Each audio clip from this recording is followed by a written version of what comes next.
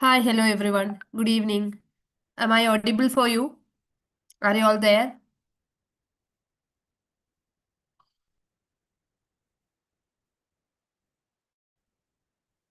So, hope you people are there.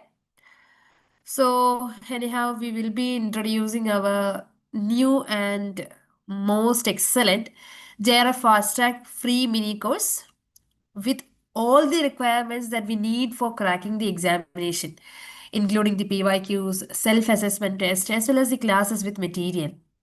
Okay, hope it will be truly helpful for you. So, anyhow, we will be beginning it. Let's wait for 2 or 3 minutes so that others will join soon, I think.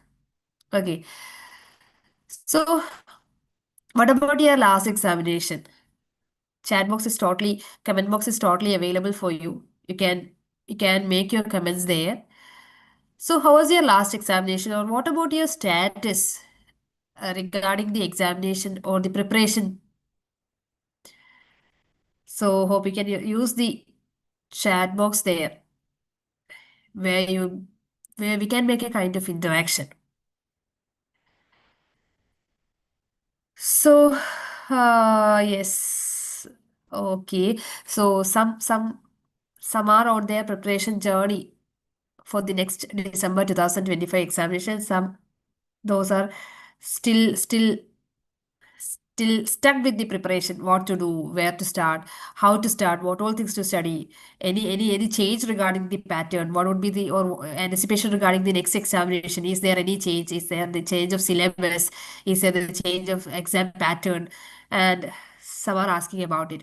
Anyhow, today we will be having a session regarding the most anticipated as well as the most important unit, that is literary criticism and theory. And as you all know, regarding the last examination, regarding the last June 2025 examination, when we analyzed throughout the questions, we have found that more than 25 plus questions have been asked from literary criticism and theory, which means that more than 25 percentage questions are from this particular unit. So, the first thing that you should remember, or you should that I need to remind, is that you need to particularly focus this particular unit, and especially compared to other units, you know that literary criticism and theory is something that is very hard to decode. At the same time, we have to study, or we need to have all the contemporary theories as well as the current theories and other things. വെറുതെ ഒരു objective type of knowledge ഉണ്ടായാൽ നമുക്ക് എഴുതാൻ പറ്റുന്ന ഒരു area അല്ല literary criticism and theory എന്ന് പറയുന്നത്. You should be very familiar about the concepts, you should be very familiar about the notions as well as the perspective introduced by the major critics and all other things. So അത്രയും important ആയിട്ടുള്ള ഒരു unit ആണ്. We will have a discussion for 2 hours including criticism with theory, major theories of the time and etcetera. So, going before going to the session, let me introduce you to our very excellent results this time. നിങ്ങൾക്ക് already എയ്ഫറിനെ കുറിച്ച് നിങ്ങൾക്ക് അറിയാം, എയ്ഫർ എന്താണെന്ന് നിങ്ങൾക്ക് അറിയാം, എയ്ഫർ തരുന്ന പ്രോമിസുകൾ നിങ്ങൾക്ക് അറിയാം.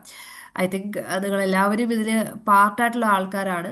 ബട്ട് സ്റ്റിൽ ഇതൊരു it's not very anticipatory or not very exaggeration, but still ഒരു last 4.5 years you can see the result. 363 JRF, 3000 something or 3000 plus net, as 3000 plus near to 4000 PhD. PhD introduce ചെയ്തിട്ട് വളരെ 2 term ആയിട്ടേ ഉള്ളൂ. But still you can see the myriad result that we have made. So it's part of history actually. കാരണം നെറ്റും J R F ഒക്കെ വളരെ ടഫായിട്ട് പൊക്കോണ്ടിരിക്കുന്ന ഈ ഒരു പെർട്ടിക്കുലർ സിറ്റുവേഷനിൽ, വളരെ ബുദ്ധിമുട്ടായിട്ട് പൊക്കോണ്ടിരിക്കുന്ന ഈ ഒരു സിറ്റുവേഷനിൽ യു ക്യാൻ സി എന്താണ് ആ ഒരു റിസൾട്ട്. ഇത്രയും കൺസിസ്റ്റൻ്റ് ആയിട്ടുള്ള റിസൾട്ട് ക്രിയേറ്റ് ചെയ്യണമെന്നുണ്ടെങ്കിൽ you need such a kind of preparation. വെറുതെ എന്തെങ്കിലും നമ്മൾ കുറേ പഠിച്ചു കഴിഞ്ഞാൽ, യു ജി സി നെറ്റിൻ്റെ സിലബസ് നിങ്ങൾക്ക് അറിയാം, വളരെ വാസ്റ്റ് ആണ്, വളരെ ഹെവിയാണ്, like an ocean actually. So അത് കവർ ചെയ്ത് തീർക്കുക, later J R F qualify ചെയ്യുക എന്ന് പറയുന്നത് actually regarding from the last examination എഴുതിയിട്ടുള്ളവർക്ക് മനസ്സിലായിട്ടുണ്ടാവും, അതൊരു ഹെർക്കൂലിയൻ ടാസ്ക് ആണ്. സോ ഈ ഒരു മിനി കോഴ്സിൻ്റെ അതിൻ്റെ ഉദ്ദേശം എന്ന് പറയുന്നത് to provide you something that is very very needed for you. നിങ്ങൾക്ക് കമൻറ്റ് ബോക്സിൽ you can see a link there. കാരണം കമ്മ്യൂണിറ്റി ജോയിൻ ചെയ്ത് കഴിഞ്ഞാൽ ഈ ഒരു ക്ലാസ് മെറ്റീരിയൽ കൂടാതെ ഈ ഒരു പെർട്ടിക്കുലർ ക്ലാസ്സിൽ നിന്നുള്ള SAQ നമ്മൾ എല്ലാ ക്ലാസ്സസിലും നമ്മൾ വളരെ കുട്ടികൾക്ക് വളരെ ഹെൽപ്ഫുൾ ആയിട്ട് കൊടുക്കുന്ന ഒരു കാര്യമാണ് സെൽഫ് അസസ്മെന്റ് ടെസ്റ്റ് എന്ന് പറയുന്നത്. For each particular class U will be getting self assessment test. So ആ ഒരു സെൽഫ് അസസ്മെന്റ് നിങ്ങൾക്ക് ഒരു മിനി കോഴ്സാണ് ശരിക്കും Aifer എന്താണോ പ്രൊവൈഡ് ചെയ്യുന്നത് അതിൻ്റെ ഒരു മിനി കോഴ്സിന് നിങ്ങൾക്ക് ആ ഒരു കമ്മ്യൂണിറ്റിയിൽ ജോയിൻ ചെയ്താൽ കിട്ടും. ഈ ഒരു ക്ലാസ് കിട്ടും. ക്ലാസ് ഈ ഒരു ലിറ്റററി ക്രിറ്റിസിസത്തിന്റെ ക്ലാസ് പ്ലസ് അതിന്റെ മെറ്റീരിയൽസ് അതിൽ തന്നെ ഉണ്ടാവും. By using we will be taking mere lecturing അല്ല, you will be getting all the points here. You can write it down or you can take screenshot or whatever it is. Next thing is about PYQs. ഈ ഒരു area എന്നുള്ള PYQസും നിങ്ങൾക്ക് available ആയിരിക്കും. So ഇങ്ങനെയാണ് നമ്മൾ കുട്ടികളെ prepare ചെയ്യിപ്പിക്കുന്നത്. Okay, so those who need all these things, you can join the community mentioned in the chat box. Anyhow, നമ്മളിപ്പോൾ ഏറ്റവും ലേറ്റസ്റ്റ് ആയിട്ട് പോയിക്കൊണ്ടിരിക്കുന്നത് മിഷൻ JRF പ്രീമിയം ബാച്ച് ആണ്. സോ പ്രീമിയം എന്നുള്ള വേർഡ് കേൾക്കുമ്പോൾ തന്നെ യു ക്യാൻ അണ്ടർസ്റ്റാൻഡ് വളരെ premium features provide ചെയ്യുന്ന ബാച്ചാണ്. And you will be getting a lot of features. എപ്പോഴും നമ്മൾ Aifer എപ്പോഴും മുന്നോട്ട് വെക്കുന്ന കുറേ കാര്യങ്ങളാണ് റിഗാർഡിങ് ഹാപ്പി ലേണിംഗ്. നമുക്ക് റീൽസ് കാണാൻ ഭയങ്കര ഇഷ്ടമാണ്, നമുക്ക് ഇൻസ്റ്റാഗ്രാം നോക്കാൻ സ്ക്രോൾ ചെയ്യാൻ ഭയങ്കര ഇഷ്ടമാണ്, but we are not entertained by learning. So that we will stop this.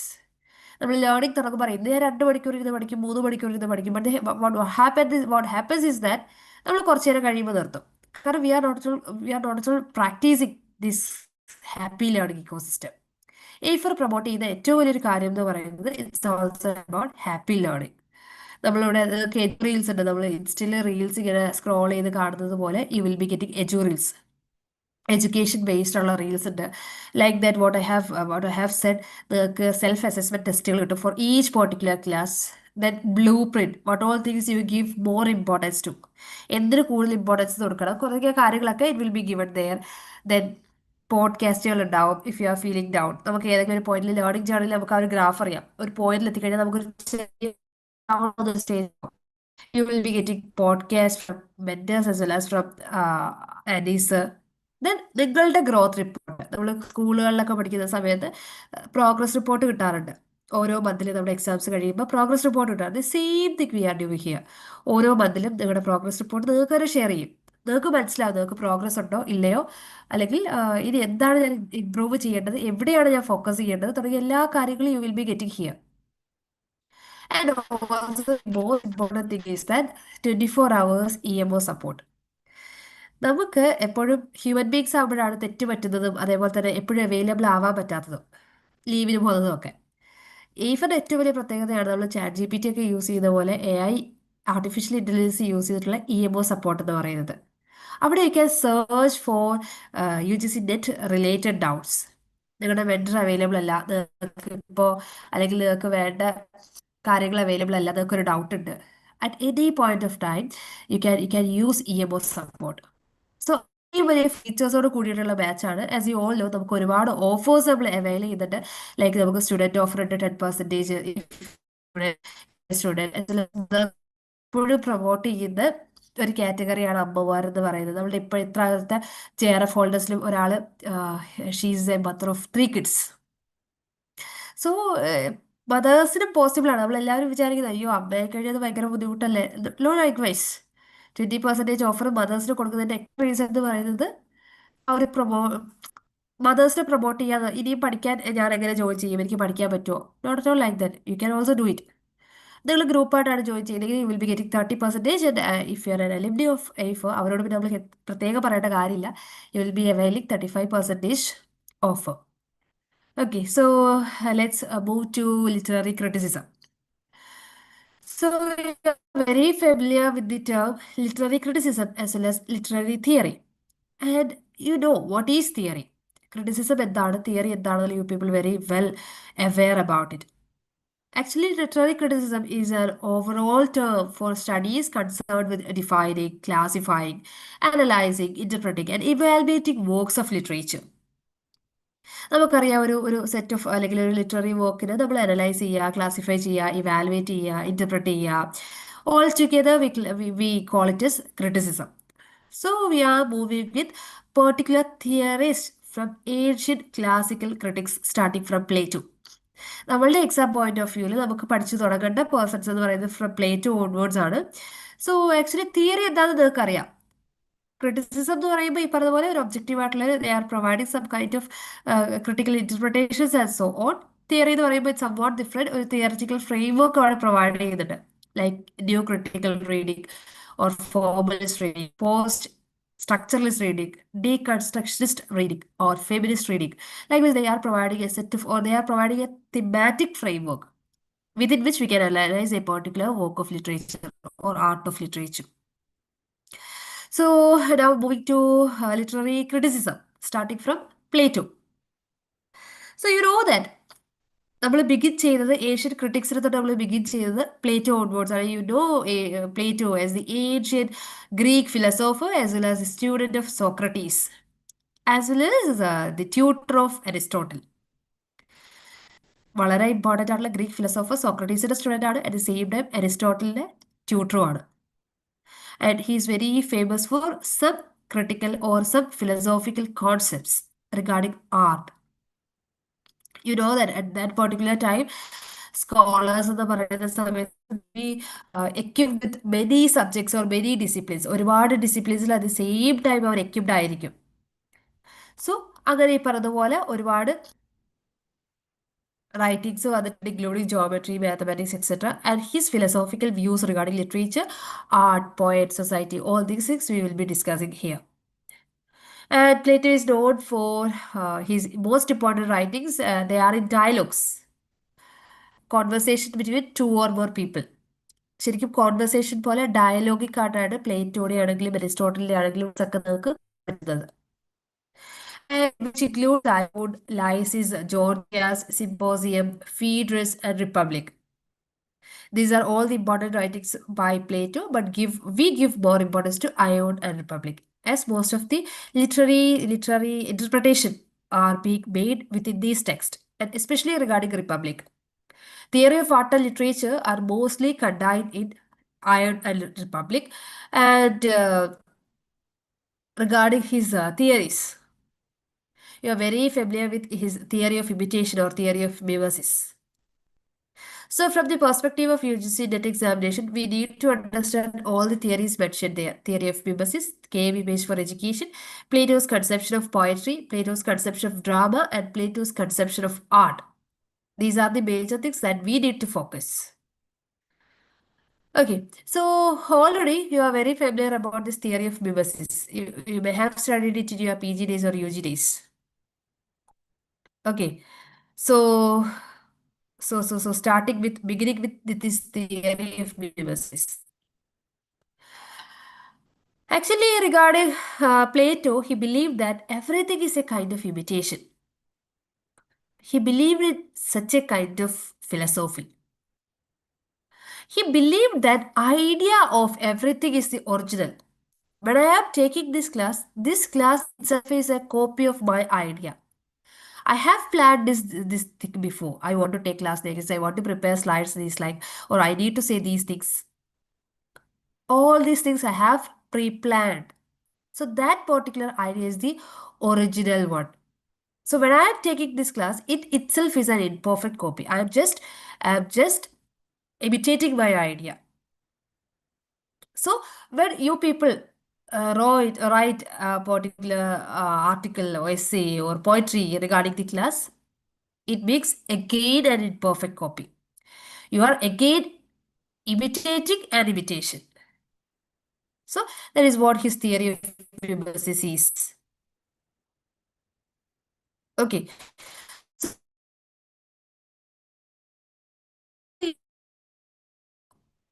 when I am saying about chair എന്ന് പറഞ്ഞ് അത് ഉണ്ടാക്കുന്നതിന് മുന്നേ കാർപ്പൻ്ററിന്റെ മനസ്സിൽ there exists an idea.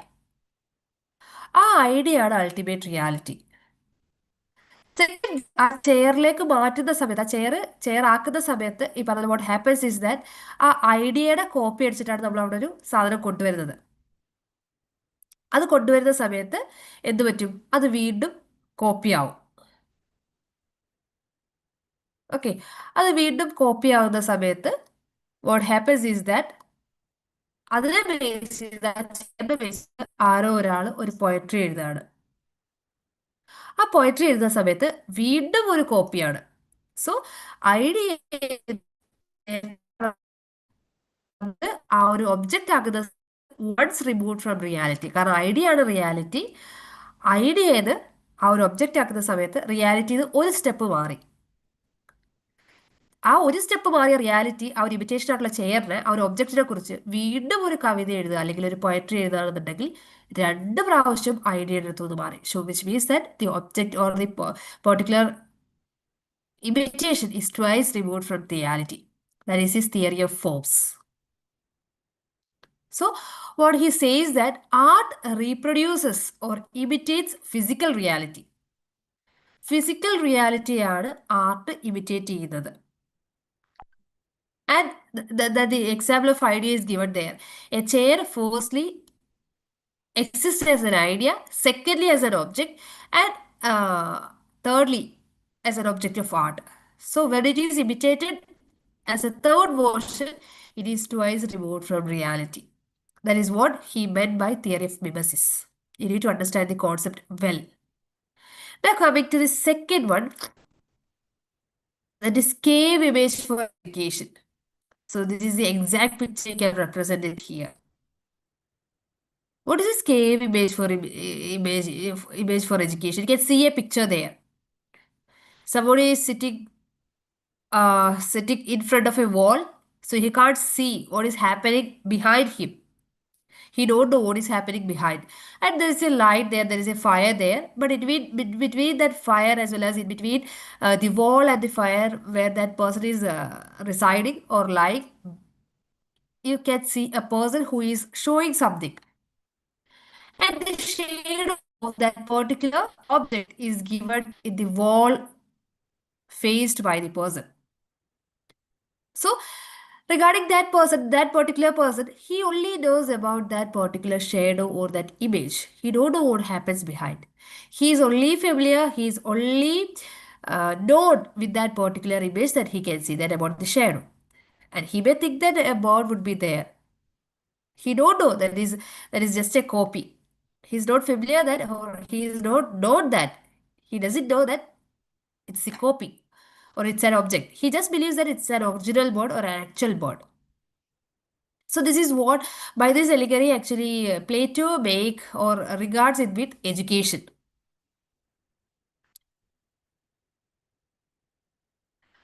So what exists here is that in this particular allegory, you can see that Plato compares people who are not aware of this theory of forms.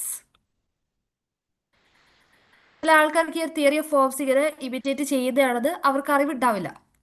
So അങ്ങനെ അറിവില്ലാതിരിക്കുമ്പോൾ എന്താ സംഭവിക്കുന്നത് ചോദിച്ചു കഴിഞ്ഞാൽ just ഒരു example Plato പറയുന്നത് ഇങ്ങനെയാണ്. Some people are prisoned in a cave.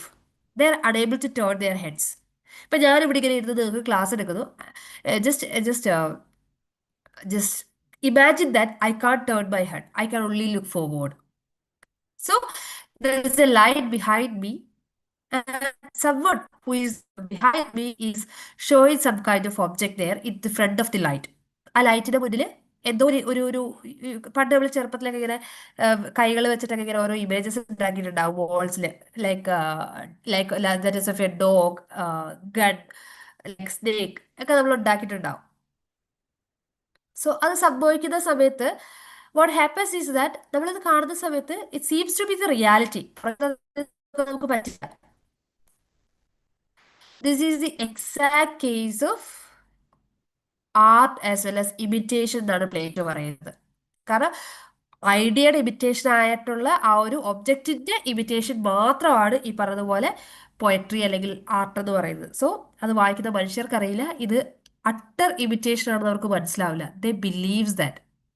So എഡ്യൂക്കേഷനിൽ നിങ്ങൾ ഈ പറഞ്ഞ പോലെ കുറേ പോയട്രിയും കുറേ ആർട്ടൊക്കെ കൊടുത്തു കഴിഞ്ഞാൽ ഹി ബിലീവ്സ് ദാറ്റ് ഈ കാണുന്നതൊക്കെ റിയൽ ആണെന്ന് വിശ്വസിക്കും. സോ അതിന്റെ റിയൽ കോസസ് അവർക്ക് മനസ്സിലാവില്ല. Education becomes so base. So ഇങ്ങനെയുള്ള കാര്യങ്ങൾ റിയൽ എഡ്യൂക്കേഷനിൽ കൊടുക്കേണ്ടത് ഇങ്ങനെയുള്ള കാര്യങ്ങളല്ല, ഇതിനെ ഇൻക്ലൂഡ് ചെയ്യേണ്ട എന്നുള്ളതാണ് പ്ലേറ്റോ പറയുന്നത്. Okay, so what about his conception of poets? പോയറ്റ്സിനെ കുറിച്ച് എന്തായിരുന്നു പറഞ്ഞിട്ടുണ്ടായിരുന്നത്? What was his idea of poetry as well as poet? So regarding Plato, he believed that poetic inspiration is divine. എല്ലാവർക്കും കവിത എഴുതാൻ പറ്റില്ല, എല്ലാവർക്കും ആ പോയറ്റിക് ഇൻസ്പിറേഷൻ കിട്ടില്ല. സോ ഇറ്റ് ഈസ് ഡിവൈൻ, അതൊക്കെ ഡിവൈൻ ആണ്. ആ ഒരു റാഷണൽ ഇൻവോൾവ്മെന്റ് ഇല്ലാതെ, ആ ഒരു ഡിവൈൻ ഇൻസ്പിറേഷൻ ഇല്ലാതെ വി കാൺ റൈറ്റ് പോയട്രി, നമുക്ക് പോയട്രി എഴുതാൻ പറ്റില്ല. But what is that poets ശരിയാണ്, അവർക്ക് പോയറ്റിക് ഇൻസ്പിറേഷൻ ഒക്കെ ഉണ്ട്, അവർ കുറച്ച് ഡിവൈൻ ജോബാണ് ചെയ്യുന്നത്. But the thing is that they are not at all making it knowledgeable. പ്രത്യേകിച്ച് കാര്യം ഇവർക്ക് കൊടുക്കുന്നില്ല, പോയട്രി ഒന്നും പ്രത്യേകിച്ച് കിട്ടാനില്ല. ആൻഡ് ഇഫ് ഇറ്റ് ഇൻസ്ട്രക്ട് ചെയ്യാൻ വേണ്ടിയിട്ടാണ് യൂസ് ചെയ്തതെങ്കിൽ ഇറ്റ്സ് ഓക്കെ. ആ ഒരു പോയറ്റിക് ട്രൂത്തിൽ ജസ്റ്റിസ് ഉണ്ട്, ഗുഡ്നെസ് ഉണ്ട്, ബ്യൂട്ടി ഉണ്ട്, ഇതൊക്കെ ഉണ്ടെന്നുണ്ടെങ്കിൽ ഓക്കെ. വെറും പ്ലഷറിന് വേണ്ടിയിട്ട് എന്തൊക്കെയോ കാട്ടിക്കൂട്ടി വെക്കുന്ന ആ ഒരു പോയട്രിയോട് he is not at all advocating those kind of poetry. And he also says that for making it pleasurable as well as for making it entertained, they encourages baser emotions as well as passions. നമ്മളുടെ ആ ഒരു base ആയിട്ടുള്ള ഇമോഷൻസും പാഷൻസും ഒക്കെ അവരിങ്ങനെ trigger ചെയ്ത് വിട്ടിട്ടാണ് they make it entertained. വളരെ മോശമായിട്ടുള്ള അല്ലെങ്കിൽ വളരെ തരം താഴ്ന്ന രീതിയിലാണ് they are making poetry. So അങ്ങനെ വരുന്ന സമയത്ത് it encourages voices and virtues. It is not good for the society. മനുഷ്യർക്ക് അതൊട്ടും നല്ലതല്ല, കാരണം പ്രത്യേകിച്ച് നോളജബിൾ ആയിട്ട് ഒന്നും കിട്ടുന്നില്ല. So why these people are going behind this? So he just what he says that he just avoids, banishes poets from his ideal society. ഒരു ideal society, Plato ഒരു ഐഡിയൽ സൊസൈറ്റി ഉണ്ടാക്കുകയാണ്, ഒരു ടോപ്പി ഉണ്ടാക്കുകയാണെന്നുണ്ടെങ്കിൽ he won't include poets there. പോയറ്റ്സിനെ അപ്പാടെ എടുത്ത് പുറത്ത് കളയും, കാരണം he doesn't like poets. He only because he believes that poets uses our baser emotions and passions to make it entertainable for making their profit. And as these baser emotions and passions are getting triggered, it encourages vices and virtues. So he banished poets from his ideal society. Then about his conception of drama. And at that point of time, drama was not meant to be read. At that point of time, drama was to be, the purpose of drama is to be staged. So, you know that it's not at all like poetry, it is very lengthy. It has a definite proportion, and you can see multiple scenes and acts there. So, more than poetry, it has different elements and other things. And it also uses various techniques to entertain the reader or the audience. They need to make a kind of interaction. They want to make it entertained. As it is very prolonged, they want to make it entertained. So, is that they use cheap techniques. വളരെ ചീപ്പായിട്ടുള്ള techniques അവർ use ചെയ്യും. Corals കാണിക്കും, കരയുന്നത് കാണിക്കും, ബഹളം വെക്കുന്നത് കാണിക്കും, sounds of animals, mimicry ഒക്കെ കാണിക്കും. So he was completely, he doesn't feel it as a very just activity. അതിൽ മനുഷ്യർക്ക് പ്രത്യേകിച്ച് നോളജബിളായിട്ട് കിട്ടാനൊന്നുമില്ല, നമുക്ക് നല്ലതായിട്ട് കിട്ടാനൊന്നുമില്ല. നമ്മളെ അതിങ്ങനെ കോറൽസ് ഒക്കെ കാണിച്ച് നമ്മുടെ ബേസർ ഇമോഷൻസ് ഒക്കെ ഇങ്ങനെ ഒന്ന് ട്രിഗർ ചെയ്ത് വിട്ട് നമ്മളെ കരയിപ്പിച്ച് നമ്മളെ ചിരിപ്പിച്ച് പ്രത്യേകിച്ച് ഒരു കാര്യവും നമുക്ക് അതിൽ കിട്ടുന്നില്ല. But he says that if there is a play that should have good characters and it can influence people, that's good. പക്ഷെ കാണിക്കുന്നതൊക്കെ നമ്മളെ ചിരിപ്പിക്കാൻ വേണ്ടി കാണിക്കുന്നത് ഒന്നുകിൽ കവേർഡ്സ് ആയിരിക്കും, ഭീരുക്കളായിരിക്കും, നെയിംസ് ആയിരിക്കും, അല്ലെങ്കിൽ ക്രിമിനൽസ് ആയിരിക്കും. So this kind of drama couldn't be encouraged. So he avoids drama. Drama completely avoid ചെയ്തിട്ട്. Next is about his conception of art. So regarding the conception of art, it is just imitation or mimesis and it's completely useless. ഈ art, poetry ആയിക്കോട്ടെ, drama ആയിക്കോട്ടെ, what ever it is, it's completely useless. കാരണം imitation ആണ്, മിമസിസ് ആണ്. എന്തിനാ ഇങ്ങനെ imitate ചെയ്ത് കൊണ്ടുവരുന്ന ആൾക്കാരെ മോശമാക്കാൻ വേണ്ടിയിട്ട്? And also art is deceptive and dangerous. നമുക്കറിയാം, ഒരു ഗ്ലാസ്സിനുള്ളിൽ വെള്ളമുണ്ട്, അതിനുള്ളിൽ ഒരു സ്ട്രോ ഇട്ട് കഴിഞ്ഞാൽ due to refraction it appears twisted. ഇവിടെ വരെ ആ ഒരു വാട്ടറിൻ്റെ ഉള്ളിൽ വരുന്നത് വരെ you can see one image, and just after entering the water you can see outside ഗ്ലാസിന് പുറത്തുകൂടി you can see another image of the straw which twist ചെയ്ത് ഇങ്ങനെ കാണാൻ പറ്റും. അതേപോലെയാണ് ആർട്ട്. റിയാലിറ്റിയെ ട്വിസ്റ്റ് ചെയ്ത് ഡിസെപ്റ്റീവായിട്ട് നമ്മളെ ചീറ്റ് ചെയ്യുന്ന രീതിയിൽ ഡേഞ്ചറസ് ആയിട്ട് കാണിക്കും. And there only concern is about സെൻഷ്വൽ pleasure. അവരുടെ കൺസേൺ എന്ന് പറയുന്നത് സെൻഷ്വൽ പ്ലഷർ മാത്രമാണ്, വേറെ കൺസേൺസ് ഒന്നും അവർക്കില്ല. വെറുതെ നമ്മളുടെ സെൻസസിന് ഒരു പ്ലഷർ കൊടുക്കുക. അതുകൊണ്ട് തന്നെ what they does is that they triggers our baser emotions എന്നിട്ട് നമ്മളെ സൈക്കോളജിക്കലി സ്റ്റെബിലൈസ്ഡ് ആക്കും. അതുകൊണ്ട് തന്നെ ഈ ഒരു നെയിംസിനെയും കവാർഡ്സിനെയും ക്രിമിനൽസിനെയൊക്കെ കാണിച്ചിട്ട് നമുക്കത് ഇത് ഇൻഫ്ലുവൻസ്ഡ് ആവും. മോശം ആൾക്കാരെ കാണിച്ചിട്ട് നമ്മളെ ഇൻഫ്ലുവൻസ്ഡ് ആക്കും. And it leads to immorality. സമൂഹത്തിൽ കൊള്ളാത്ത കാര്യങ്ങൾ, സൊസൈറ്റിയിൽ അഡ്ജസ്റ്റ് ആയിട്ടുള്ള അല്ലെങ്കിൽ ഇമ്മൊറാലിറ്റി ഇൻക്രീസ് ചെയ്യിപ്പിക്കാൻ it becomes a reason. So, art steps up these negative emotions and which should be kept up under control. നമ്മൾ കൺട്രോളിൽ വെക്കേണ്ട കാര്യങ്ങളൊക്കെയാണ്. But what happens is that അത് ചെയ്യുന്നില്ല. Art is dangerous and a threat to common good. And നേരത്തെ പറഞ്ഞ art is not at all or neither adds knowledge nor intellectual voice. Intellectually നമ്മൾ abled ആക്കുന്നില്ല, നമുക്ക് പ്രത്യേകിച്ച് നോളജ് ഒന്നും തരുന്നില്ല. സോ കംപ്ലീറ്റ്ലി അതിനടുത്ത് പുറത്ത് കളയണം എന്നുള്ള രീതിയിലാണ് പ്ലേറ്റോ പറയുന്നത്. So any way he supports in no way, actually, in no way he supports art, poetry, or drama. He's completely against artists, poets, and dramatists. He completely hate them, actually. Okay, so this is all about Plato's conception of art, poetry, drama, his theory of mimesis, his theory of forms, cave, image for education, and all these things. Is it clear regarding Plato? You can just make a comment in the chat box. Is it clear regarding Plato?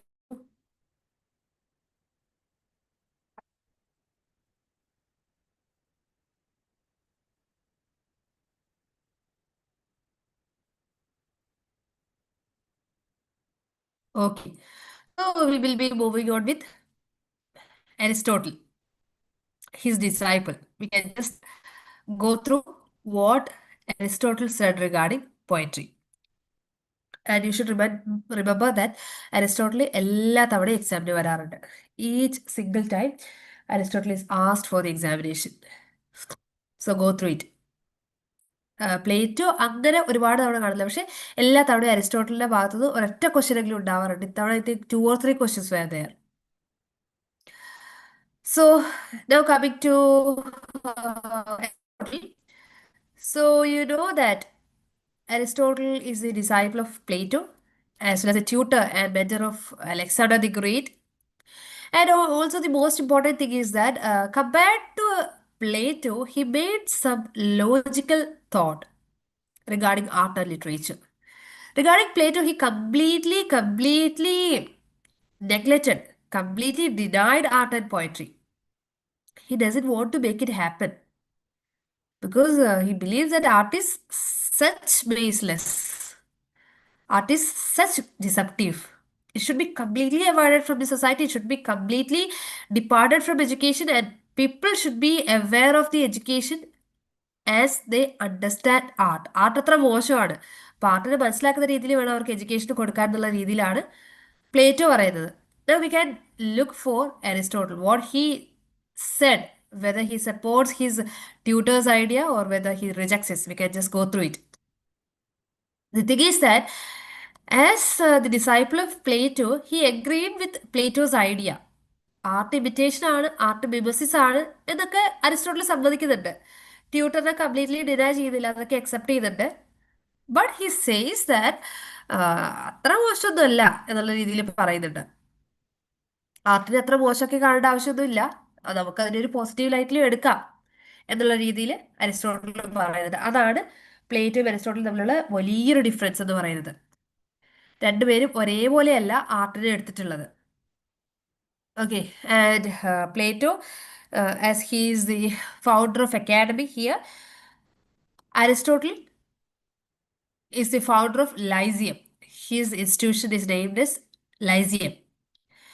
And compared to Plato, he also wrote number of books, but he is very famous for poetics and rhetoric, where all these literary as well as philosophical thoughts are being written. Aristotle agreed with Plato's idea that art is a form of imitation or mimesis, but he looked at it in a positive light. And you need to study about poetics. Actually, poetics is one of his major work, but it is available in incomplete form. We have only 26 chapters there, and it is mainly concerned with tragedy. It is mainly concerned with tragedy, and at that point of time, tragedy was the most complete or most developed form of poetry. That was the most recurrent pattern or the contemporary pattern of the time. So he studies with this tragedy as well as other things. So we need to go through all these three things: defense of art, poetry as its aim, and view of tragedy. Okay, these three, we should go through these three things in detail. Defense of art, poetry is, and its aim, and view of tragedy, where view of tragedy is the most important point from the part of Aristotle. So, coming through the Aristotle's defense of art. So, as we said, he accepted Plato's idea that art is purely imitative. He believes that art is imitative, but he also says that imitation is not at all possible for everyone. Only with this poetic inspiration, only who are equipped with this divine inspiration could imitate things. So it is not mere imitation that deceives people.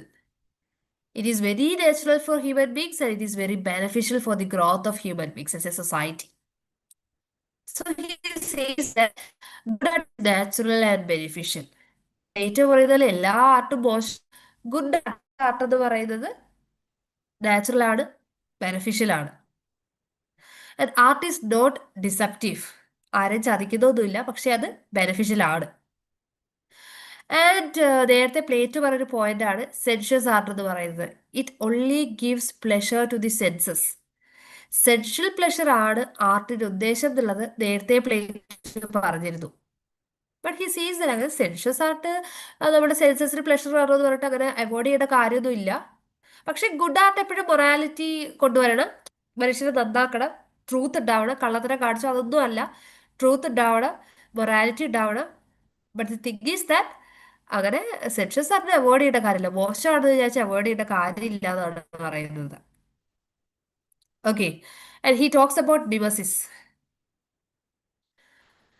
And he says that Aristotle പറയുന്നത് mimesis beer imitation അല്ല. ഇപ്പൊ chair കാണുന്നു, ചെയറിനെ imitate ചെയ്തൊരു കവിത എഴുതാൻ എല്ലാവർക്കും പറ്റില്ല. ചെയറിന് വേണമെങ്കിൽ നമുക്കൊരു എസ് എഴുതാം, ചെയറിനെ കുറിച്ചൊരു ഡിസ്ക്രിപ്ഷൻ എഴുതാം. But it is not possible to write a poetry regarding chair for everyone who see that object. So it is not equal to imitation. മിമസിസും ഇമിറ്റേഷനും ഈക്വൽ അല്ല. മിമസിസിന് കുറച്ചും കൂടെ സ്റ്റേജസ് ഉണ്ട്. We want to render about it, we want to depict, constraining, idealising and representing. Words എന്ന് പറഞ്ഞാൽ നമ്മൾ അതിനെക്കുറിച്ച് ആലോചിക്കണം, കുറച്ചും കൂടി വളരെ ഡിവൈനായിട്ട് ആലോചിക്കണം. നമുക്ക് അതിൻ്റെ ലാംഗ്വേജ് സെറ്റ് ആവണം, ടെക്നിക്സ് വേണം, സ്കില്ല് വേണം. വെറുതെ ഒക്കെ ചെന്ന് ഇമിറ്റേറ്റ് ചെയ്ത് കഴിഞ്ഞാൽ പോയട്രി ആവില്ല. So mimesis is something more apart from poetry.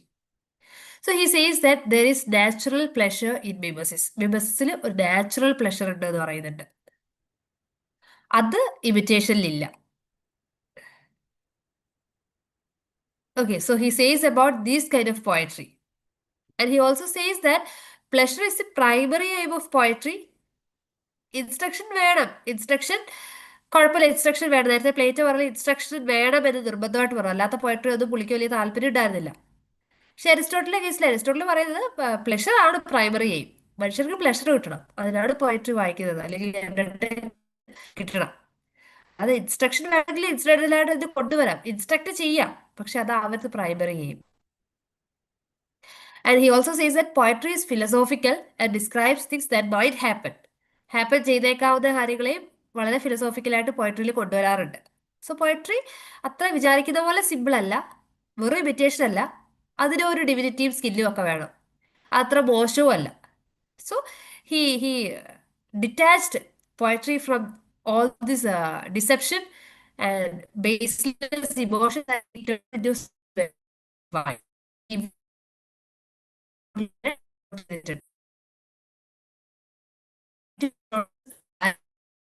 So the whole picture of by Aristotle.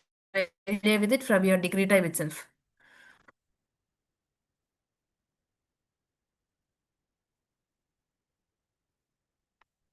Tragedy is an imitation of an action that is serious, complete, and of a certain magnitude in language embellished with each kind of artistic ornament.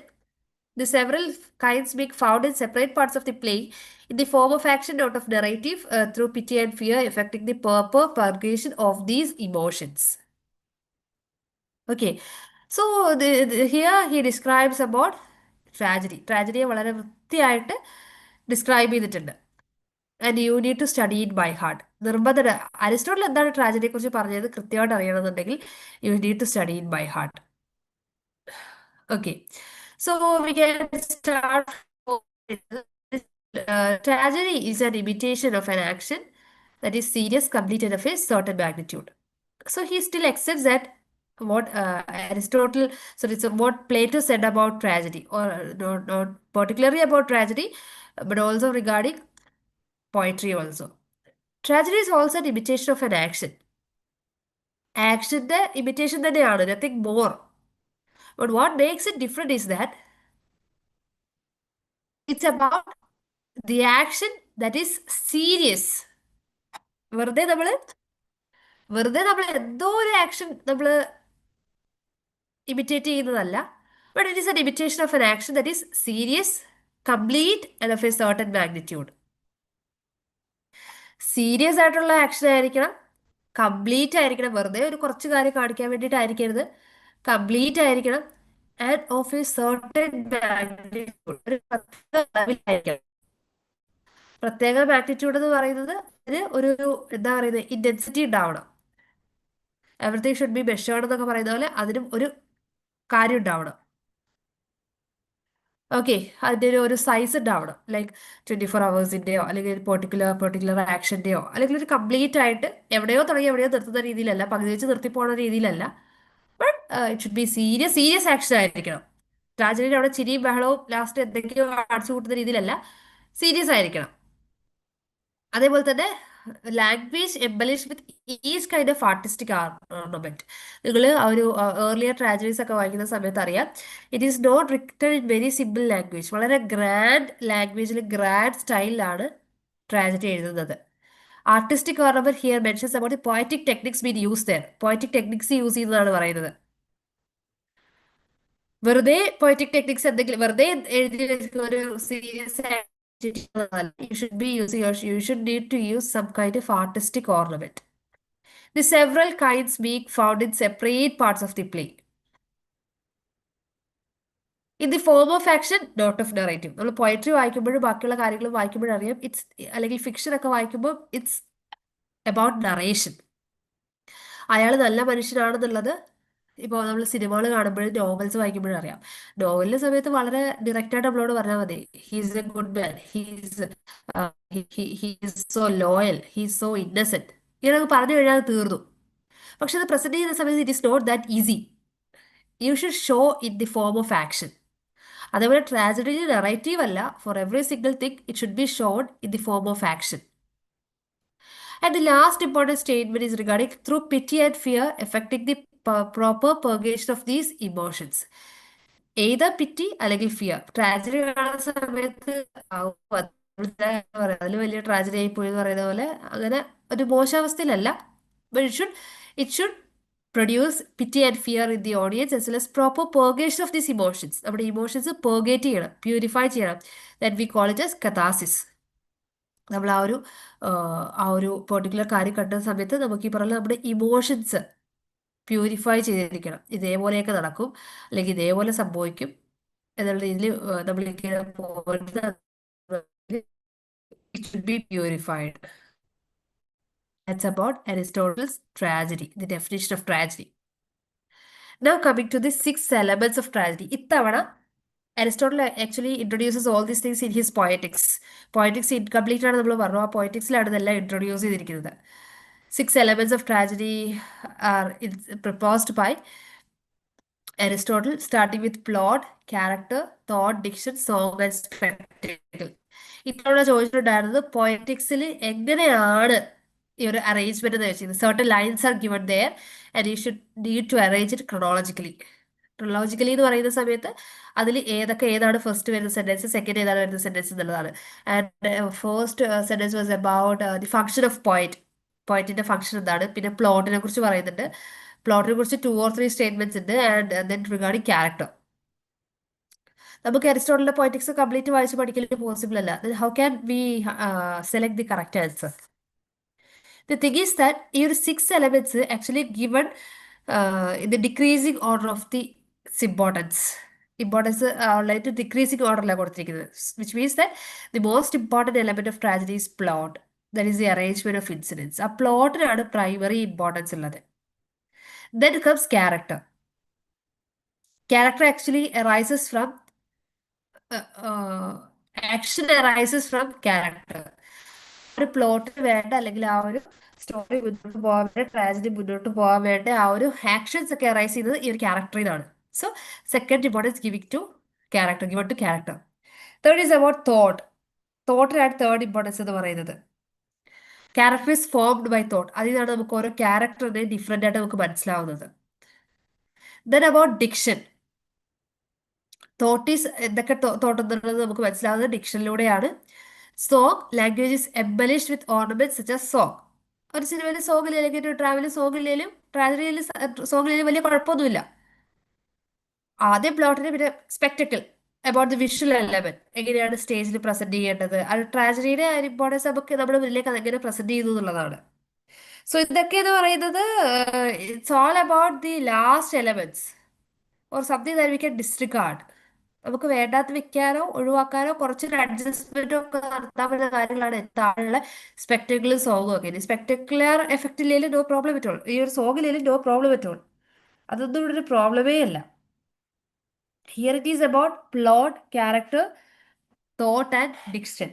And most importance to plot and character. So ഇത്തവണ ചോദിച്ചത് അങ്ങനെയായിരുന്നു, പ്ലോട്ടും ക്യാരക്ടറും ഉണ്ടായിരുന്നു. അപ്പൊ എന്തായാലും നമുക്കറിയാം Aristotle എന്തായാലും പറഞ്ഞു തുടങ്ങുന്നത് പ്ലോട്ട് വെച്ചിട്ടാണ്. അതിനുശേഷം മാത്രമേ he gives importance to, he describes about character. So ആ രീതിയിലായിരുന്നു വളരെ ലോജിക്കലായിട്ട് അതിനെ ക്രൊണോളജിക്കൽ ഓർഡറിൽ ചെയ്യാനുണ്ടായിരുന്നത്. So that's about the 6 elements given there.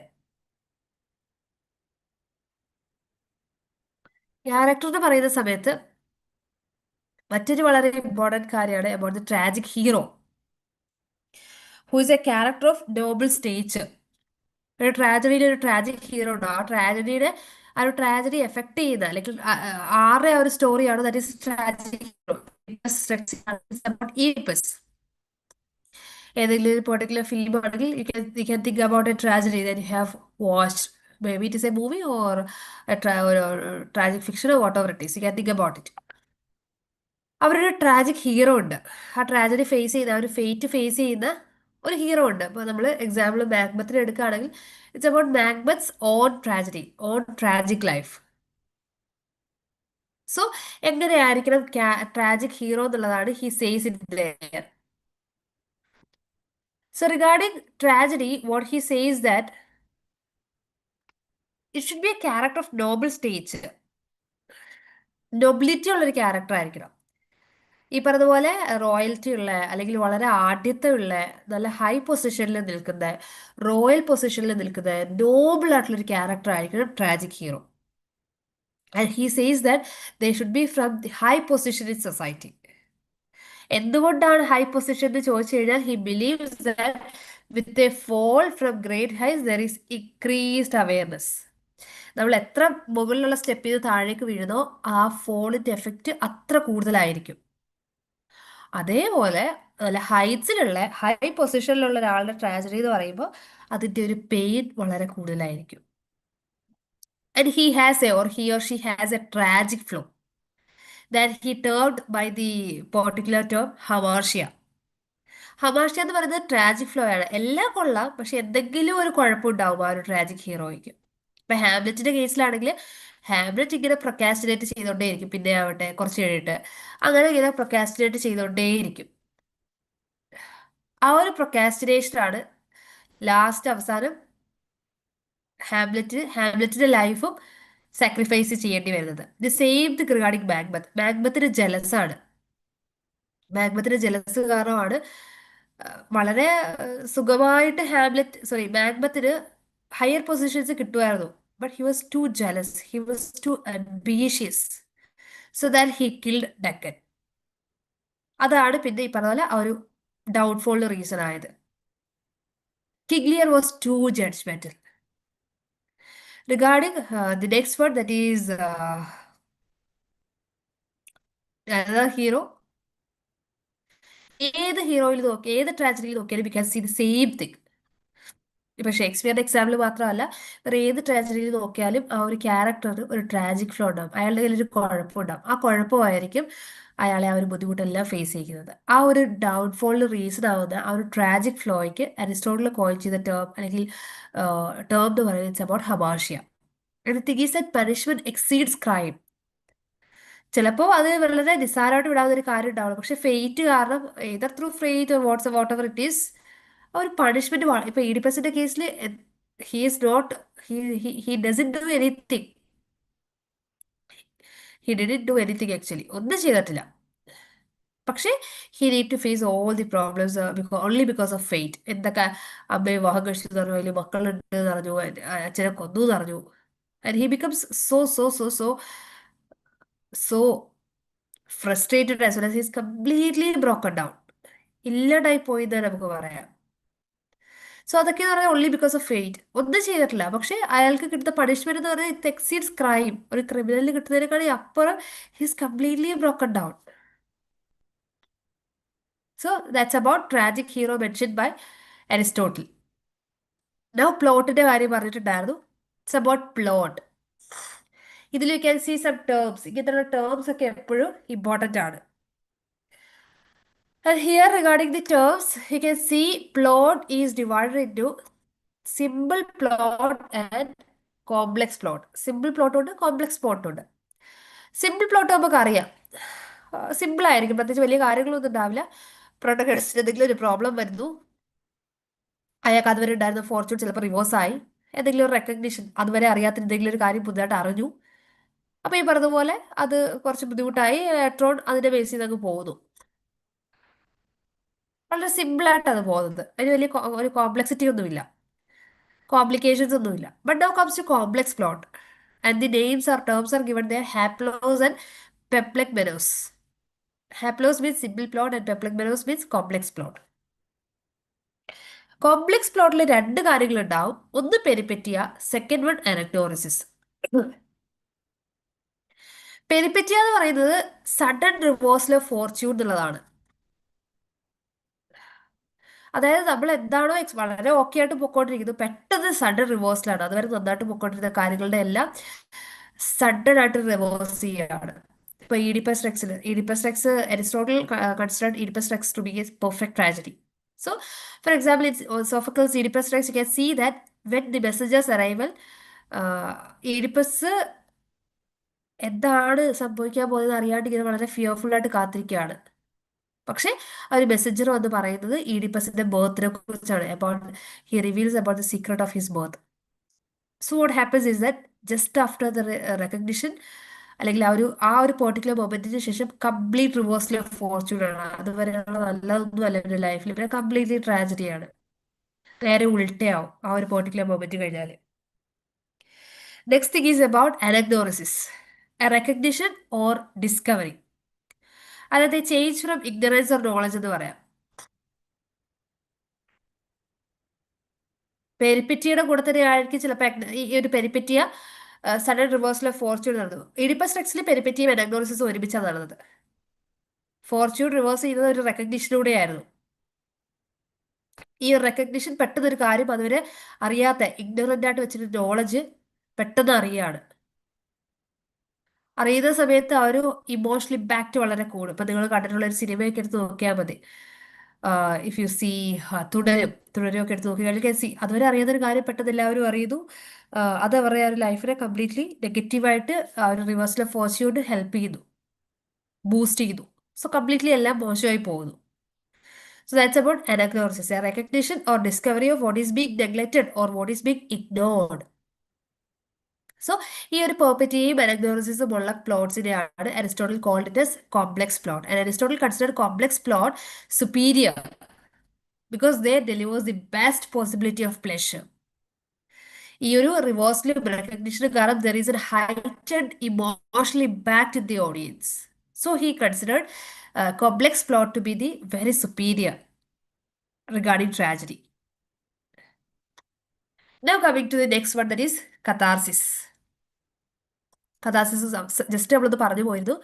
Catharsis is actually the process of purgation. നമ്മൾ പറഞ്ഞതുപോലെ ഭയങ്കര ട്രാജഡി ഒക്കെ കാണുന്ന സമയത്ത് നമുക്കൊരു ഒരു ഒരു ഇമോഷൻ ഉണ്ടാവും. നമുക്ക് ഭയങ്കര ദേഷ്യം വരുന്ന സമയത്ത് we would be hitting our fist like this. നമ്മൾ വിൽ ബി ക്രൈങ്. ചില സിനിമകൾ കാണുന്ന സമയത്ത് we would be crying by breaking our heart. So what happens is that you're expressing emotions leading to a feeling of relief and renewal. നമുക്കത് കുറെ കാര്യം നോക്കുമ്പോൾ നമുക്കൊരു ഒരു ഒരു സുഖം കിട്ടും. That is what he men's. ഇങ്ങനെ നെഗറ്റീവ് ഇമോഷൻസ് ആയ ആങ്കർ, ഫിയർ, സോറോ തുടങ്ങിയ കാര്യങ്ങളിൽ ഇതൊക്കെ നമുക്കൊരു ഈ പറഞ്ഞ പോലെ നമ്മൾ ചെയ്ത് കഴിയുമ്പോൾ നമുക്കൊരു റിലീഫ് കിട്ടും. നമ്മുടെ ഇമോഷൻസ് പ്യൂരിഫൈഡ് ആവും. So the word catharsis itself originated from catharsis, meaning cleansing or purifying. നമ്മളുടെ ഇമോഷൻസ് അത് കാണുന്ന സമയത്തോ ഇങ്ങനെയൊക്കെ സംഭവിക്കുമോ അല്ലെങ്കിൽ അയ്യോ കഷ്ടമായി പോയി എന്ന് പറഞ്ഞാൽ നമ്മൾ കരയുന്ന സമയത്ത് അല്ലെങ്കിൽ ദേഷ്യം വരുന്ന സമയത്ത് നമ്മളുടെ ഒരു ഇമോഷൻസ് പ്യൂരിഫൈ ചെയ്യാണ്. That is what catharsis means, purification of emotion.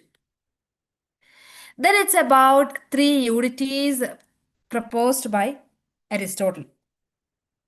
3 unities പറയുന്നുണ്ട് അരിസ്റ്റോട്ടിൽ. ഒരു ട്രാജഡിക്ക് for sure it needs 3 unities എന്ന് പറയുന്നുണ്ട്. First one is about unity of action, second one is about unity of place and unity of time. Regarding unity of action, ഈ പറഞ്ഞ പോലെ unity ഉണ്ടാവണം. എന്ത് കാണിച്ചാലും അതിന് യൂണിറ്റി ഉണ്ടാവണം. ഒരു സ്ഥലത്ത് ഒന്ന് കാണിക്കുന്നു, വേറൊരു സ്ഥലത്ത് വേറൊന്ന് കാണിക്കുന്നു. അതായത് a play or a tragedy or something that is written should have only a one main plot. ഒരൊറ്റ മെയിൻ ആക്ഷനും പിന്നെ അതിന് വേണമെങ്കിൽ സബ് പ്ലോട്ട്സ് ഉണ്ടാവാൻ ഇല്ലാതിരിക്കാം.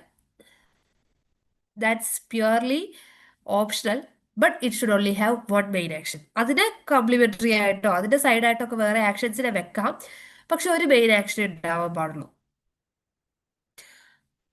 And a play should be confined to a single physical space, unity of place. അതായത് ഇപ്പൊ ഇന്നിപ്പോ 2 മണിക്കൂർ കൊണ്ട് ഞാൻ യൂറോപ്പിലെത്തി അത് കാണിക്കാന്ന് പറയുന്നത് ഇറ്റ്സ് നോട്ട് പോസിബിൾ. അങ്ങനെ നമുക്ക് ലോജിക്കലായിട്ട് തിങ്ക് ചെയ്യാവുന്ന രീതിയിൽ you should compress geographies. I don't know whether have you watched the movie what was the name, Rifle Club by Ashiq Kapoor. In that particular movie ഈ ഒരു unity of place completely dissolve ചെയ്യുന്നുണ്ട്. You can see that അതിൽ ആ ഒരു character, I think the character of Hanuman Kite, he is calling his papa who is in Bangalore to reach Wayanad, where he is currently fighting with someone, fighting with that particular family. So within hours, that character's father reached there. And this kind of logic is completely dissolved. അതങ്ങനെയാ 2-3 മണിക്കൂറോ കൊണ്ട് എത്താൻ പറ്റുന്നൊരു കാര്യമാണ്, അല്ലെങ്കിൽ ഇത്ര ചുരുങ്ങിയ മണിക്കൂറുകൾ കൊണ്ട് ക്യാൻ വി റീച്ച് ദെയർ, അങ്ങനെ ഒരു ക്വസ്റ്റ്യൻ വരും. സോ അങ്ങനൊരു ലോജിക്കാലിറ്റി അല്ലെങ്കിൽ ഇല്ലോജിക്കലായിട്ട് പ്രസന്റ് ചെയ്യരുത്. അങ്ങനെ നമ്മൾ കംപ്രസ് ചെയ്ത് ജോഗ്രഫീസ് കംപ്രസ് ചെയ്യരുത്. It should be confined to the single physical space, that is unity of place. That is about unity of time. And actually, ഈ ഒരു യൂണിറ്റി ഓഫ് പ്ലേസും ടൈമും ഒക്കെ വരുന്ന സമയത്ത് can see doctor Samuel Johnson വരുന്ന സമയത്ത് he completely negotiates this unity of place and time. അതും ഇത്തവണത്തെ ക്വസ്റ്റ്യനിൽ ഉണ്ടായിരുന്നു, ഇപ്പൊ ലാസ്റ്റ് എക്സാമിന്റെ ക്വസ്റ്റ്യൻ ഉണ്ടായിരുന്നു. യൂണിറ്റി ഓഫ് പ്ലേസും ടൈമും നമുക്ക് വേണമെങ്കിൽ അഡ്ജസ്റ്റ് ആണ്, എന്തെങ്കിലുമൊക്കെ ചെയ്യാം. ടെക്നോളജി ഒക്കെ അല്ല കാര്യങ്ങളൊക്കെ കുറച്ചും കൂടിയൊക്കെ ഇത്രയും ഡെവലപ്ഡ് ആയ സമയത്ത് നമുക്ക് അത് എന്തെങ്കിലുമൊക്കെ ചെയ്യാം. But not about unity of action. Unity of action നമുക്കൊന്നും ചെയ്യാൻ പറ്റില്ല. യൂണിറ്റി ഓഫ് ടൈം എന്ന് പറയുന്നത് a play should represent an action that takes approximately this amount of time as the play. അതായത് ഇപ്പൊ സിനിമകളിൽ കാണുന്ന പോലെയല്ല, ഡ്രാമയാണ് അന്നത്തെ സമയത്ത് ഇനാക്ട് ചെയ്യുന്നത്. 10 വർഷങ്ങൾക്ക് ശേഷം എന്ന് പറഞ്ഞിട്ട് ഈ സെയിം അപ്പിയറൻസിൽ കാണിച്ചു കഴിഞ്ഞാൽ we won't believe. So pass ചെയ്യാതെ ഒരു സെയിം എമൗണ്ട് ഓഫ് ടൈമിൽ, വളരെ ചുരുങ്ങിയ എമൗണ്ട് ഓഫ് ടൈമിൽ, മോസ്റ്റ്ലി 24 hours ആ രീതിയിലൊക്കെ പ്രസന്റ് ചെയ്യണം എന്നാണ് അരിസ്റ്റോട്ടിൽ പറയുന്നത്. That's about the 3 unities which is very important. That is unity of action, unity of place and unity of time. Okay, so this is all about Aristotle. So is Aristotle clear for you? What about Aristotle?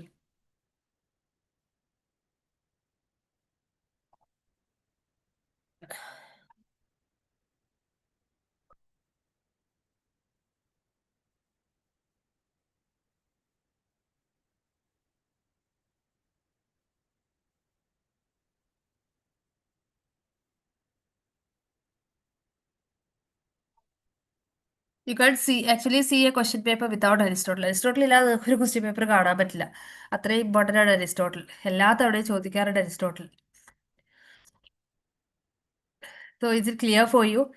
Can we go for another two classical critics?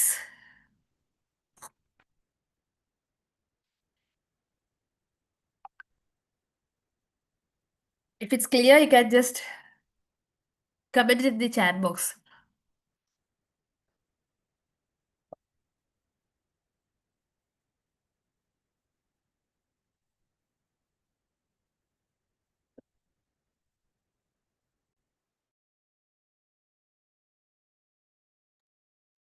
Okay, okay, fine.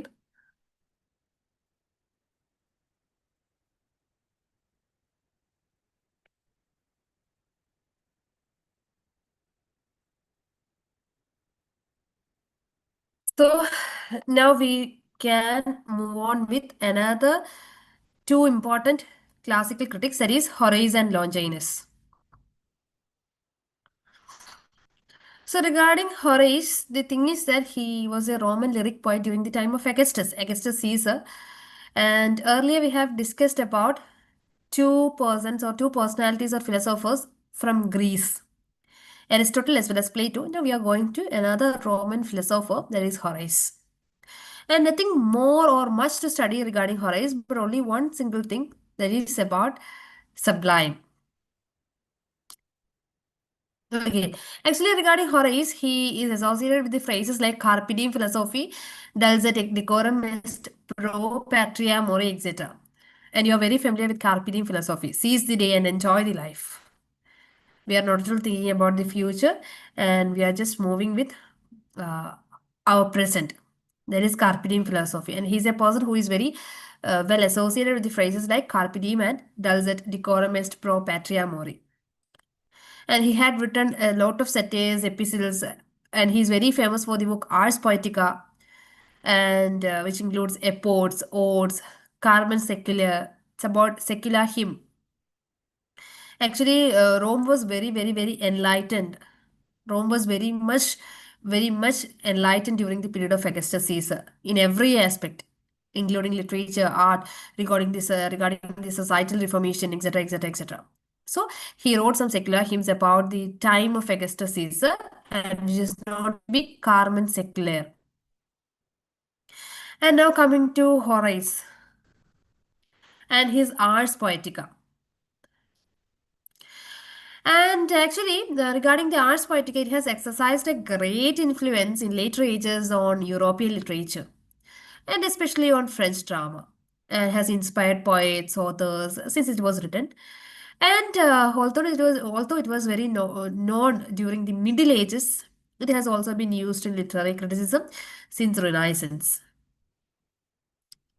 So, what thing or what importance regarding Ars Poetica is that actually, Ars Poetica is a compilation of compared to poetics. It also consists of 476 lines, and it includes some maxims by the young poets of the time. And there, taking these maxims into consideration, he criticizes about the art of writing poetry as well as drama. പോയട്രിയും ഡ്രാമയും എഴുതുന്നതിൻ്റെ ആ ഒരു അഡ്വൈസാണ് he's giving there. എങ്ങനെ നല്ലൊരു poetry എഴുതണം, what you need to think about drama and so on. And he also made a theoretical approach like his predecessors, including Plato, Aristotle, etc. And he also believed that poet is of high regards. And he completely opposes Plato that poets should be banned from the ideal republic. He believes that poets should hold a particular position in the society. And he completely distrusts mimesis. He completely dispressed Plato's idea of mimesis. He doesn't believe that that is pure imitation, art is pure imitation. He completely declined that particular idea of Plato.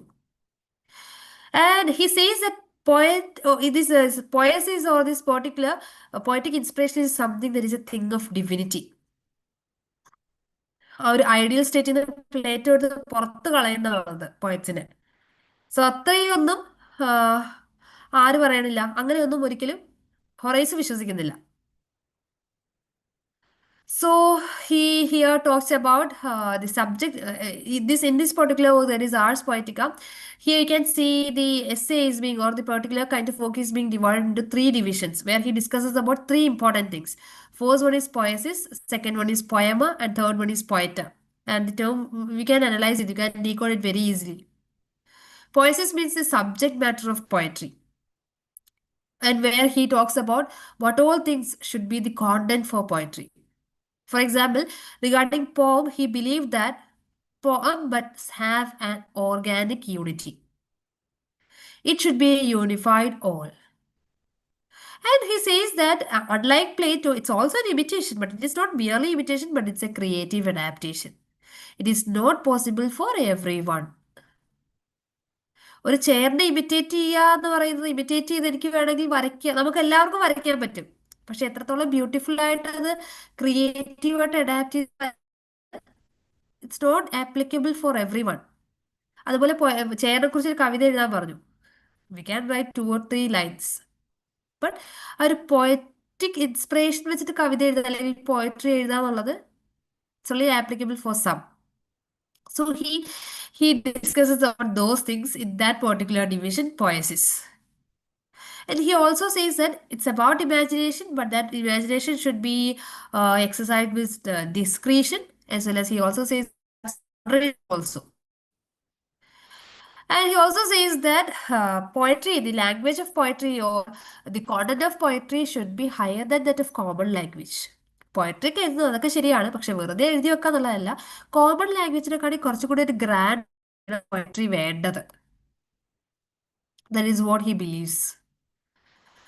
These things are described or discussed in that particular area named poiesis, where he discusses about the subject or the content of poetry. Next one, it is about poema.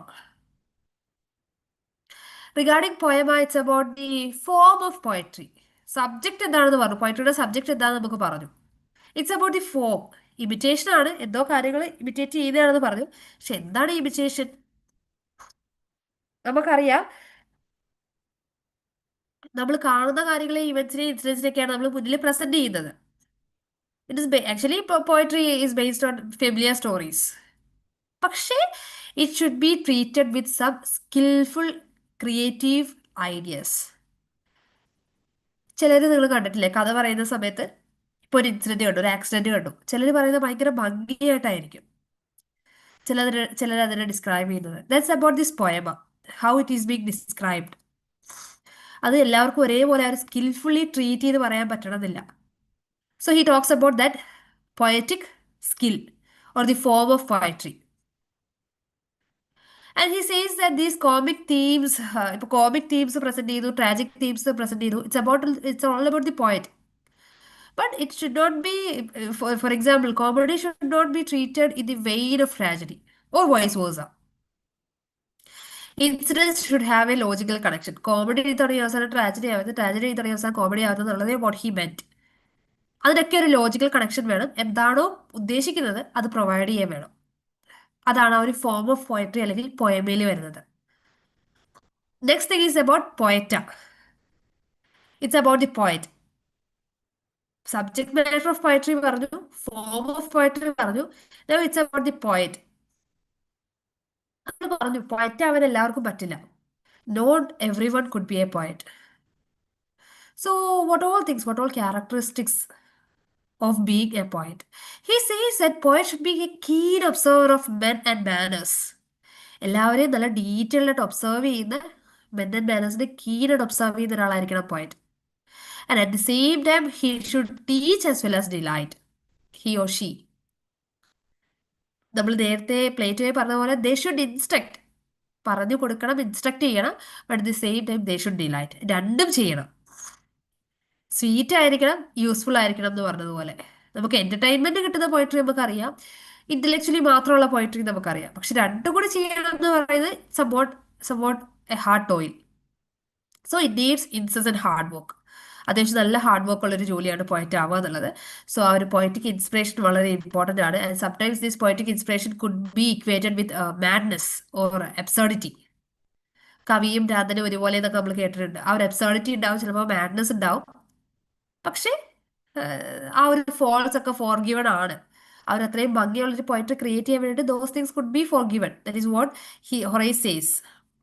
And even Horace says about Howard Horace himself says that he is not a most original or inspired poet. Horace also written some kind of poetry.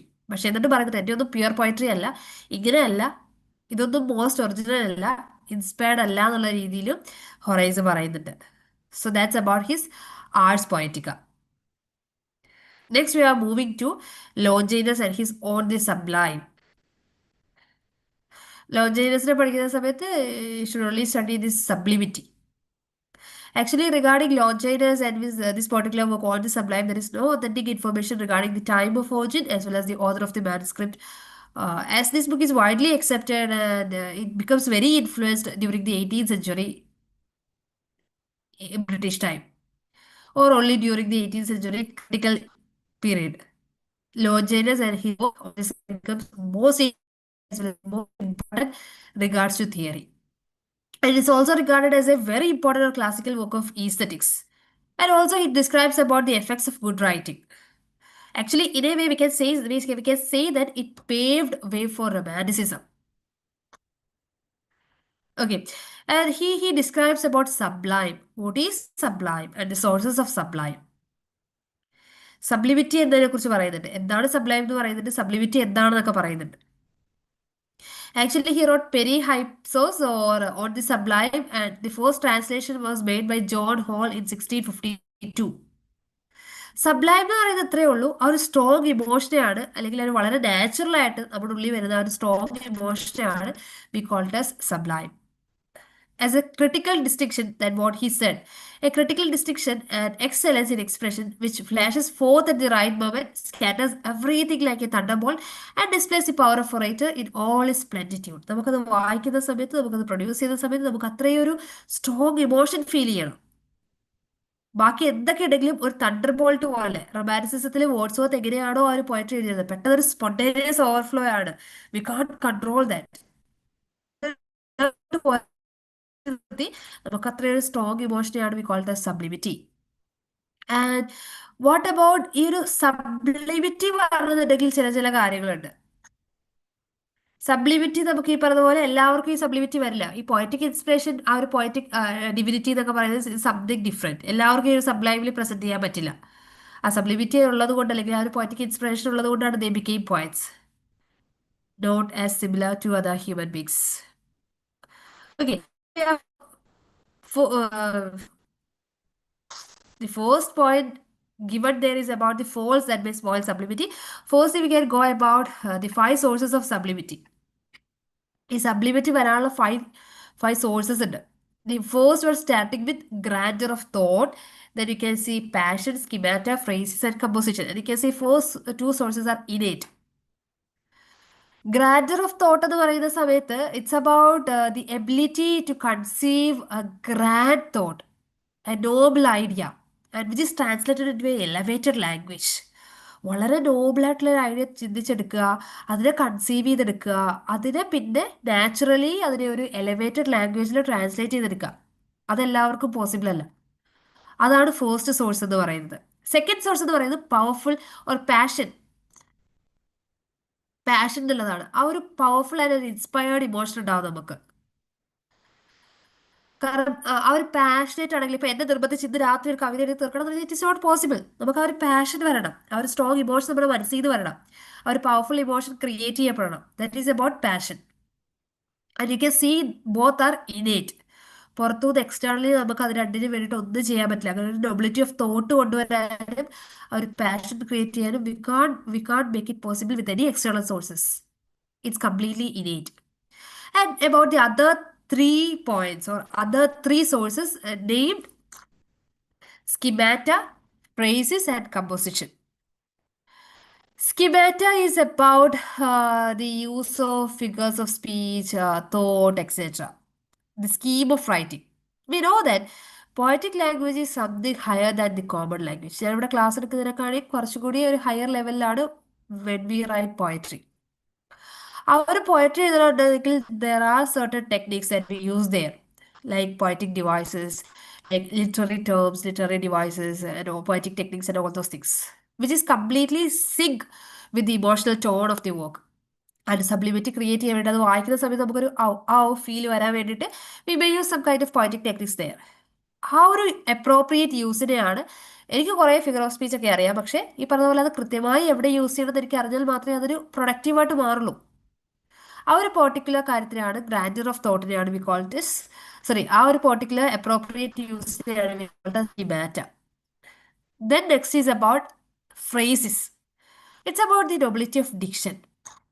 അതായത് what kind of metaphors should be used there, what kind of vocabulary should be used there. It actually plays a crucial role in creating a sublime effect. അത് അത് വളരെ important ആണ്. ഒരു sublimity പറഞ്ഞ പോലെ ആ ഒരു മെറ്റഫർ പറയുന്ന സമയത്ത് അത് വളരെ ഇമ്പോർട്ടൻ്റ് ആണ്. ഇപ്പോൾ for example when we go for the ending line of Tess, Thomas ഹാരിയുടെ ടെസ്റ്റിന്റെ the ending line of Tess, ending ലൈനിൽ ടെസ്റ്റ് മരിച്ചു പോവാണ്. പക്ഷെ അതെങ്ങനെയാണ് തോമസ് ഹാരി പറയുന്നത്? എൻഡിങ് ലൈൻ ഓഫ് ടെസ്റ്റ്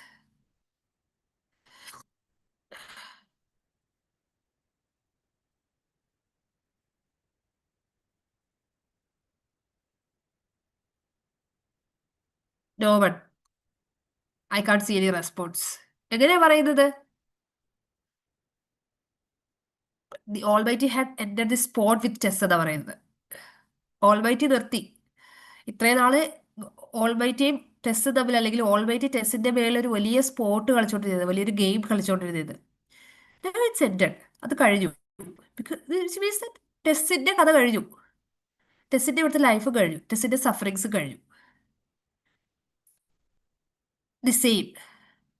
അതുപോലെ something I can give an example from പൃഥ്വിരാജിന്റെ ഒരു മൂവി ഉണ്ട്, ജെയിംസ് ആൻഡ് ആലീസ് പറഞ്ഞിട്ട്. അതിലൊരു ഒരു ഒരു ചെറിയൊരു പീസ് ഓഫ് കോട്ട് ഉണ്ട്, life is a big beautiful chaos എന്ന് പറഞ്ഞിട്ട്. ആ ഒരു ബ്യൂട്ടിഫുൾ കെയോസിലാണ്, you know it as an oxymoron. ആ ഒരു ബ്യൂട്ടിഫുൾ കെയോസിലും ആ ഒരു സ്ട്രഗിൾസിലും ഒക്കെയാണ് വി ഫൈൻഡ് പ്ലെഷർ വിത്ത്. അതൊക്കെയാണ് നമ്മുടെ ലൈഫിൽ ഇങ്ങനെ ഡിറൈവ് ചെയ്ത് അല്ലെങ്കിൽ ഇങ്ങനെ കൊണ്ടുപോകുന്നത്. സോ അങ്ങനെയുള്ള കൈൻഡ് ഓഫ് മെറ്റഫേഴ്സ്, അങ്ങനെയുള്ള കൈൻഡ് ഓഫ് കാര്യങ്ങൾ പറയണമെന്നുണ്ടെങ്കിൽ അതൊരു അപ്രോപ്രിയേറ്റ് രീതിയിൽ തന്നെ പറഞ്ഞു പോകണം. അല്ലെങ്കിൽ ഇത് വെറുതെ എവിടെയെങ്കിലും കൊണ്ടുപോയി, ഇപ്പൊ എനിക്ക് നല്ലൊരു കോട്ട് അറിയാം, ഞാൻ കൊണ്ടുപോയി ഇവിടെ യൂസ് ചെയ്യാം, it's not possible, it's not admissible. So ഒരു അറേഞ്ച്മെന്റ്, വെക്കാബുലറി, അത് യൂസ് ചെയ്യേണ്ട പെർട്ടിക്കുലർ പൊസിഷൻസിൽ തന്നെ യൂസ് ചെയ്യണം. And it place a crucial role, as I have said, in creating a sublime effect. That is called phrases, the nobility of diction. Last about composition. എങ്ങനെയാണ് അത് arrange ചെയ്തിരിക്കുന്നത്, എങ്ങനെയാണ് അത് കമ്പൈൻ ചെയ്തിരിക്കുന്നത്. These three points are completely rhetorical features. ആ മൂന്ന് sources, ലാസ്റ്റിലെ മൂന്ന് സോഴ്സസ് കംപ്ലീറ്റ്ലി റിട്ടറിക്കലാണ്. And you know about it. ബാക്കി ആ മൂന്ന് നമുക്ക് എങ്ങനെയെങ്കിലും പുറത്തുനിന്നുള്ള ഒരു ട്രെയിനിങ്ങിലോ സ്കില്ലോ നമുക്ക് എങ്ങനെയെങ്കിലും ഓക്കെ ആക്കി എടുക്കാം, but not about the first two. It's purely divine. So these are the five sources of sublimity as proposed by Longinus. Next one is false. ഈ സബ്ലിമിറ്റി ക്രിയേറ്റ് ചെയ്തു, പക്ഷെ ചില ഫോൾസ് ഉണ്ടാവും ഈ സബ്ലിമിറ്റി പോകാൻ വേണ്ടിയിട്ട്. പെരഡ്രി ഓർ ബൊബാസ്റ്റ്. ബൊബാസ്റ്റിക് ലാംഗ്വേജ് നിങ്ങൾക്ക് അറിയാം, ഒരു വെർബൽ ഡയറിയ പോലെ യൂസ് ചെയ്ത് ഒരു ബൊബാസ്റ്റ് ആണ്, എന്തൊക്കെയോ സംഭവിക്കുന്നു. ബട്ട് അതൊന്നും അവിടെ ആവശ്യമില്ല. ഈ പറഞ്ഞതുപോലെ എന്താ പറയാ, മോഹൻലാൽ ആറാം തമ്പുരാനിൽ കാണുന്ന സമയത്ത് അവിടെ ആ ഒരു എന്താ പീക്ക് മസ്കുലിറ്റി കാണിക്കുന്ന സമയത്ത് we are very much entertained with. അത് കാണുമ്പോൾ നമുക്ക് ഒരു ആ ഫീലിംഗ് വരുന്നുണ്ട്. പക്ഷേ ദൃശ്യത്തിന് മോഹൻലാലിന് ആ ഒരു അടി കൊള്ളുമ്പോഴാണ് നമുക്ക് ആ ഒരു ആ ഫീലിംഗ് വരിക. നമുക്ക് അവിടെ തിരിച്ചടിക്കുന്ന മോഹൻലാലിനെക്കാളും അവിടെ സബ്ലൈം ആയിട്ടുള്ള എഫക്റ്റ് കിട്ടുന്നത് അടി കിട്ടുന്ന മോഹൻലാലിനാണ്. സോ ആ ഒരു ബൊബാസ്റ്റ്. പക്ഷേ ഈ ദൃശ്യത്തിൽ ഇതുപോലെ പോലീസുകാരെ അടിക്കുന്ന സമയത്ത് തിരിച്ചടിച്ചു കഴിഞ്ഞാൽ ഇറ്റ്സ് എ കൈൻഡ് ഓഫ് ബൊബാസ്റ്റ്. ആ സബ്ലിമേറ്റ് അവിടെ പോയി കിട്ടും. കാരണം നമ്മളെല്ലാം എക്സ്പെക്ട് ചെയ്യുന്ന തിരിച്ചടിക്കുന്ന വളരെ മസ്കുലിൻ ഫീച്ചേഴ്സ് ഉള്ള ഒരു പീക്ക് മെയിൽ കോൺസെപ്റ്റിലുള്ള മോഹൻലാലിനെയാണ്. അതവിടെ കാണാത്തത് കൊണ്ടാണ് അവിടുത്തെ സബ്ലിമിറ്റി. അവിടെ ബൊംബാസ്റ്റ് സ്പോയിലായി പോയേനെ. Next it is about stillness or childishness. വളരെ കാഷ്വലായിട്ട് കാണുക ഒരു കാര്യത്തിന്. അതും ഈ പറഞ്ഞ പോലെ ആ ഒരു സബ്ലിമിറ്റി കളയും. അതിന്റെ ഇമ്പോർട്ടൻസ് ഇല്ലാതെ സീരിയസ്നെസ് ഇല്ലാതെ കണ്ടു കഴിഞ്ഞാൽ അതിന് സബ്ലിമിറ്റി ഉണ്ടാവില്ല. Then M T passions, passion ഇല്ലാത്ത അവസ്ഥ. പാഷൻ ഇല്ലാതെ ഈ ലാക്ക് ഓഫ് പാഷൻസും എം ടി പാഷൻസും ഒക്കെ all says the same thing. Passion ഇല്ലാതെ എന്തിനോ വേണ്ടി ഒരു പോയം എഴുതി കൊടുക്കുന്നു. ഓഡിയൻസിന് അത്ര തന്നെ ഫീൽ ചെയ്യുള്ളൂ. ചില മൂവീസ് ഒക്കെ കാണാം, എന്തിനു വേണ്ടിയിട്ടാണോ എടുത്തു വെച്ചിരിക്കുന്നത് നമുക്ക് പോലും അറിയില്ല, ഡയറക്ടറിനും അറിയില്ല. ദി സെയിം ഒരു എം ടി പാഷനാണ് അവിടെ കാണിക്കുന്നത്. So these are the certain faults that may spoil sublimity. So this is all about Longinus. Okay, so we have discussed Plato, Aristotle, and also Horizon Longinus. Now we are moving to another important, that is Philip Sidney. Philip Sidney എല്ലാ തവണയും ഒരു question എങ്കിലും ചോദിക്കാറുണ്ട്. ഒരു question എങ്കിലും we can expect from Philip Sidney. Is it clear at this particular point? Do you have any doubt up to this particular critic? Otherwise, we can move to Philip Sidney.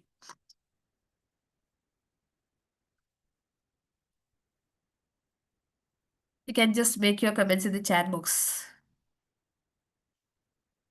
so that it is easy for me to identify.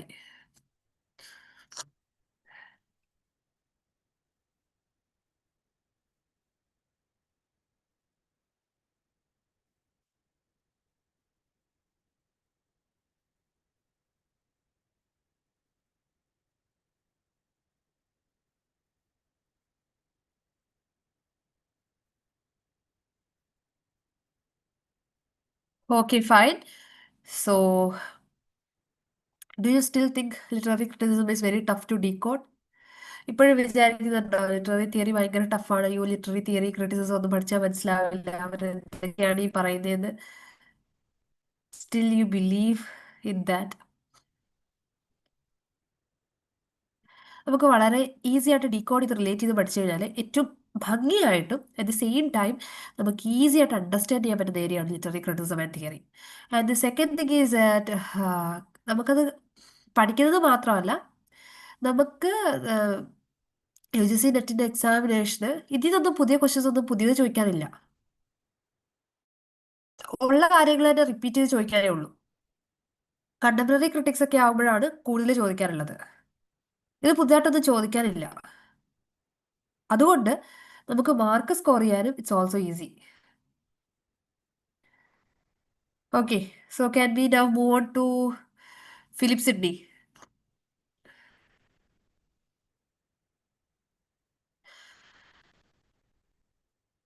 നിങ്ങൾക്ക് things regarding this course ഏറ്റവും മുകളിൽ mini course activate ചെയ്യാനുള്ള ഒരു link, ആ ഒരു കമ്മ്യൂണിറ്റിയിൽ join ചെയ്യാൻ വേണ്ടിയിട്ട് link is be given there. You can join the community by using that particular link, and how to access the materials as well as PYQ, SAK, and all the things from the app would be given there. You would be given all the particular guidance for activating this particular course in the app is provided in that particular community. Join soon. Okay, so if you need details, SAQ and nothing.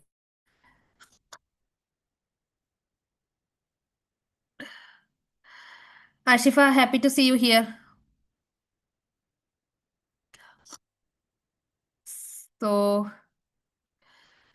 So, going to Philip Sidney.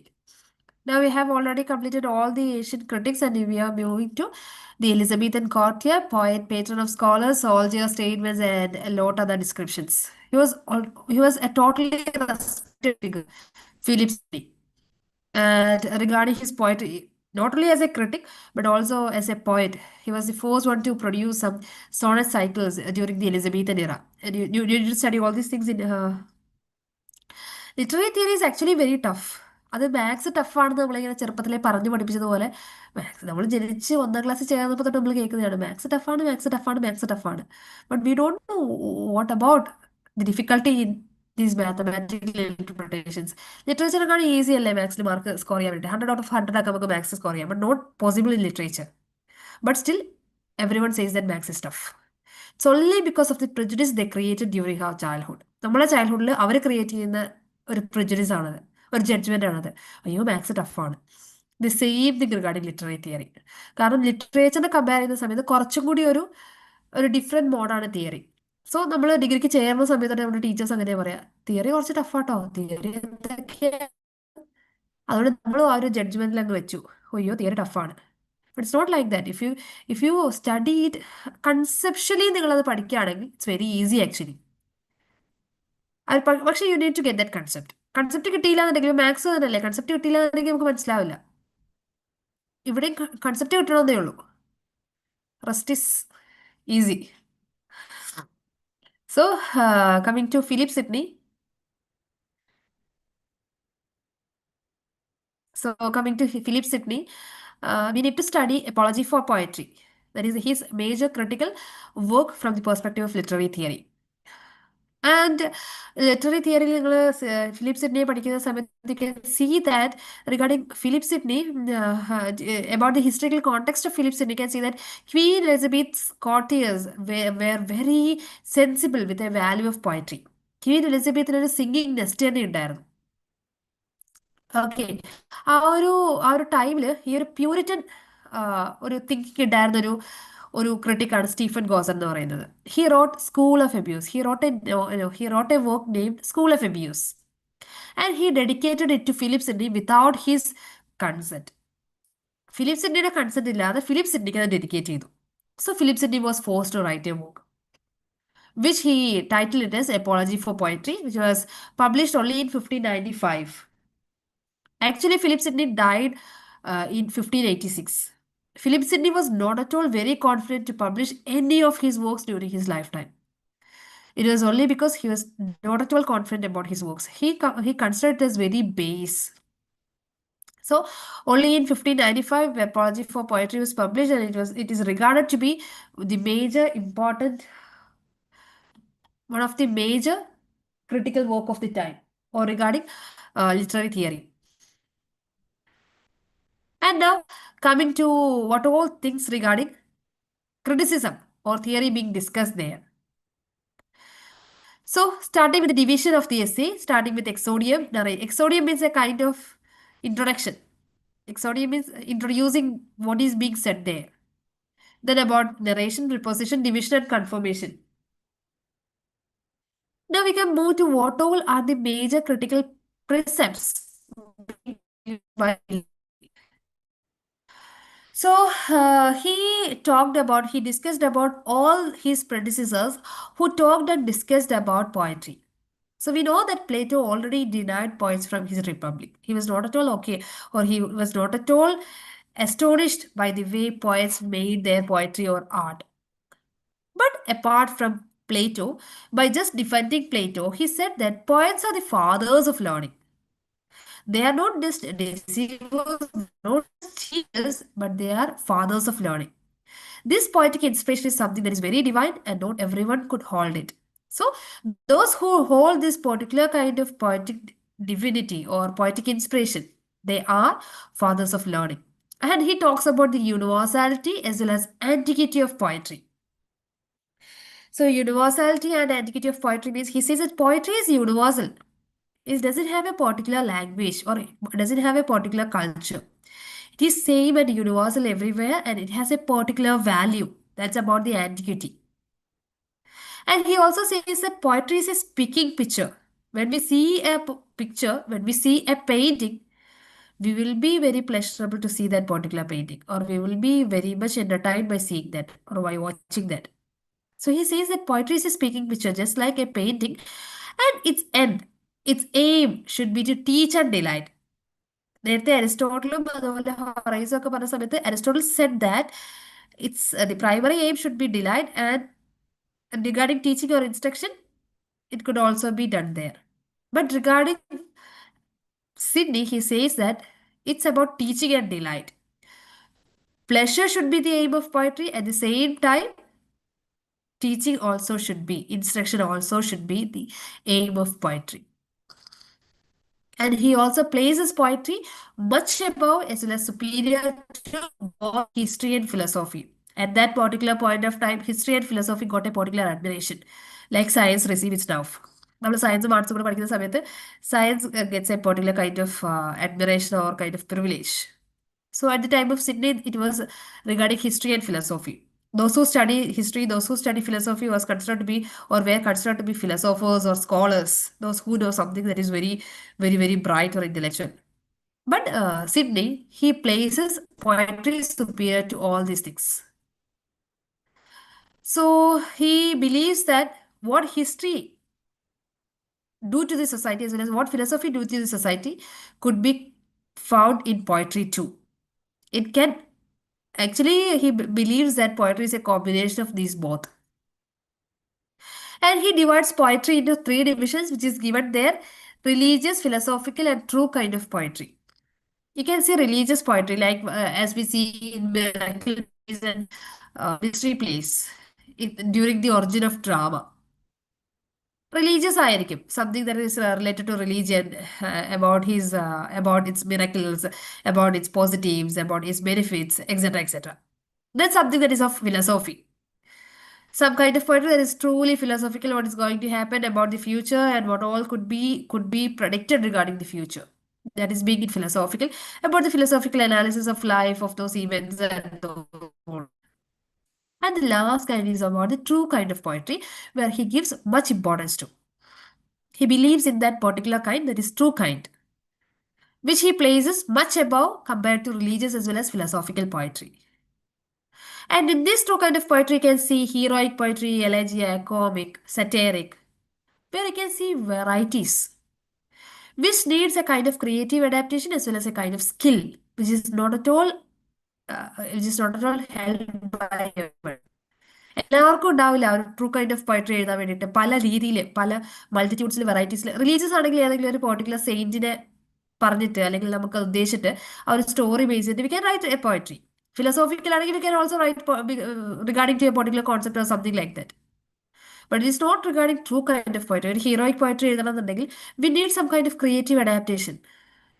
We need some kind of creativity, imagination, and kind of demonstration, and all these sources, word power വേണം, diction, nobility വേണം, grandeur of thought വേണം, കുറേ കാര്യങ്ങൾ വേണം. ആ ഒരു true kind of പോയട്രിക്കാണ് ശരിക്കും സിഡ്നി ഇമ്പോർട്ടൻസ് കൊടുത്തിട്ടുണ്ടായിരുന്നത്. And he gives answers to several charges against poetry. പോയട്രിക്കെതിരെ ഒരുപാട് ഒരുപാട് ചാർജസ് ഉണ്ടായിരുന്നു, including poetry is debauchery. It elicits immorality in society. സൊസൈറ്റിയിൽ ഇമ്മൊറാലിറ്റി അല്ലെങ്കിൽ ആളുകളെ മോശമാക്കാൻ പോയട്രിക്ക് പറ്റും എന്നുള്ളൊരു തോട്ട് ഉണ്ടായിരുന്നു ആ ടൈമിൽ. അതിനെ ഡിസ്റിഗാർഡ് ചെയ്യുന്നുണ്ട്. കാരണം it can also create vice and virtue create ചെയ്യാൻ പറ്റും. മോശം ക്രിയേറ്റ് ചെയ്യാൻ പറ്റും, at the same time virtue create ചെയ്യാൻ പറ്റും. So this is how we take it. Then regarding poetry ആളുകളെ മോശമാക്കുന്നു, പോയട്രി ആളുകൾക്ക് തെറ്റായ കൺസെപ്ഷൻ ഇൻസ്ട്രക്ഷൻ കൊടുക്കുന്നു, ക്രിമിനൽസ് ആക്കുന്നു, നെയിംസ് ആക്കുന്നു, കവേർഡ്സ് ആക്കുന്നു, അങ്ങനത്തെ കുറേ ചാർജസ് ഉണ്ടായിരുന്നു. And he answers to several charges against poetry including this Stephen Gozan and all the other Puritan contemporaries of the time. And also regarding പ്ലേറ്റോയും പ്രിഡിസസേഴ്സും ഒക്കെ പറഞ്ഞത് എന്താണോ അല്ലെങ്കിൽ ബാക്കിയുള്ളവരൊക്കെ പറഞ്ഞ പോയട്രിയുടെ ചാർജസ് എന്തൊക്കെയാണോ, he completely disregard all these things. So this is all about Sydney's apology for poetry. And for every net examination, regarding every term, a question from Sydney could be expected. എല്ലാ പ്രാവശ്യവും ഒരു question എങ്കിലും Philip Sydney ചോദിക്കാം. So study apology for poetry. Okay. Now we are moving on with John Dryden. എല്ലാ തവണ ചോദിക്കാറുള്ള മറ്റൊരു important ടോപ്പിക്കാണ് essay on dramatic പോയസി. Published in 1668. And when you study all these particular works, you should go through the year of publication too, from Sydney onwards. Regarding other works, it was very classical and ancient, and we don't know about the publication or the presentation of those works. But regarding these particular works, the publication year is also important. It may be asked in chronological order or somewhat like option type or statement type or ചോദിക്കാനൊക്കെ ഈസിയാണ്. So coming to John Dryden's essay on dramatic poesy, where you can see the prefixes to the reader. ഡ്രൈഡന്റെ ടൈമിലും ഈ പറഞ്ഞ Dryden നമുക്കറിയാം നിയോ classical ക്രിട്ടിക്കായിട്ട്. And ഡ്രൈഡന്റെ ടൈമിലും ഈ ഒരു ക്രിറ്റിസിസത്തിലും തിയറിയിലും പോയട്രിയെക്കുറിച്ചും ലിറ്ററേച്ചറിനെ കുറിച്ചും ഒരുപാട് അഭിപ്രായങ്ങളുണ്ട്, ഒരുപാട് ഉണ്ട്, ഒരുപാട് വ്യൂ പോയിന്റ്സ് ഉണ്ട്. And he answered everything in this particular essay. And there were conflicts regarding ancients and moderns. ഏൻഷ്യൻസിന്റെ ആ ഒരു റൈറ്റിംഗ് ആണോ അല്ലെങ്കിൽ മോഡേൺസിന്റെ it was during the period of neo classical age Elizabethan age കഴിഞ്ഞ് നിയോ ക്ലാസിക്കൽ ഏജിലേക്ക് വന്നു ഒക്കെ കഴിഞ്ഞു വന്നു പ്യൂരിറ്റൻ ഏജ് റീസ്റ്റർ ഏജ് കഴിഞ്ഞു വന്നു സോ മോഡേൺ അത് പഴയ ഭയങ്കര ക്ലാസിക് ആയിട്ടുള്ള ബുക്സ് ആണോ നല്ലത് there is a conflict likewise there was a conflict between French or English. English literature അല്ലെങ്കിൽ ഇംഗ്ലീഷ് സൊസൈറ്റിയുടെ ബിഗിനിങ് തൊട്ടേ there lied a vast influence of French culture കാരണം most of the English rulers were studied as well as graduated from France and they had an affinity to read France ആ ടൈമിൽ ഇംഗ്ലണ്ടിനെക്കാളും വളരെ ഒരു high kind of എല്ലാ കാര്യത്തിലും ഒരു grand സ്റ്റൈലിൽ നിൽക്കുന്നത് ആർക്കിടെക്ചർ ആണെങ്കിലും ഫിലോസോഫി ആണെങ്കിലും ലിറ്ററേച്ചർ ആണെങ്കിലും സൊസൈറ്റി ആണെങ്കിലും എല്ലാത്തിലും അവർക്കൊരു ഗ്രാൻഡ് സ്റ്റൈൽ ഉണ്ടായിരുന്നു so English people were so admired towards this French style so ഫ്രഞ്ചിൽ എഴുതുന്നതും ഇറ്റാലിയനിൽ എഴുതുന്നതും എന്തൊക്കെയോ സംഭവമാണ് ഇംഗ്ലീഷിൽ ആ ഒരു ക്വാളിറ്റി ഇല്ല എന്ന് വിചാരിക്കുന്നവരുണ്ട് just like that you have seen some people who didn't watch Malayalam series but only Hindi സീരീസിൽ എന്തോ സംഭവം ഉണ്ടെന്നൊക്കെ പറഞ്ഞ് വാച്ച് ചെയ്യുന്ന ആൾക്കാരുണ്ട് ദി സെയിം അതേപോലെ ഫ്രഞ്ചിൽ എന്തോ സംഭവം ഉണ്ടെന്ന് വിചാരിക്കുന്ന ഒരു കൈൻഡ് ഓഫ് സൊസൈറ്റി ഉണ്ടായിരുന്നു ആ ടൈമിൽ so he also addresses that particular question which is superior French or English then Elizabethan dramatic superior than Dryden's time or not കാരണം ഡ്രൈഡന്റെ മുന്നേ പ്യൂരിറ്റൻ ഏജിൽ ഒന്നും പ്രൊട്ടക്ഷൻ ഉണ്ടായിരുന്നില്ല ലിറ്റററി പ്രൊട്ടക്ഷൻ ഒന്നും ഉണ്ടായിരുന്നില്ല അതിന് തൊട്ട് മുന്നേ എന്ന് പറയുന്നത് it's about Elizabethan time so Elizabethan time regarding Elizabethan time it was A time of singing nest a lot of dramatists were there, a lot of poets were there, and it was actually a period of renaissance and enlightenment.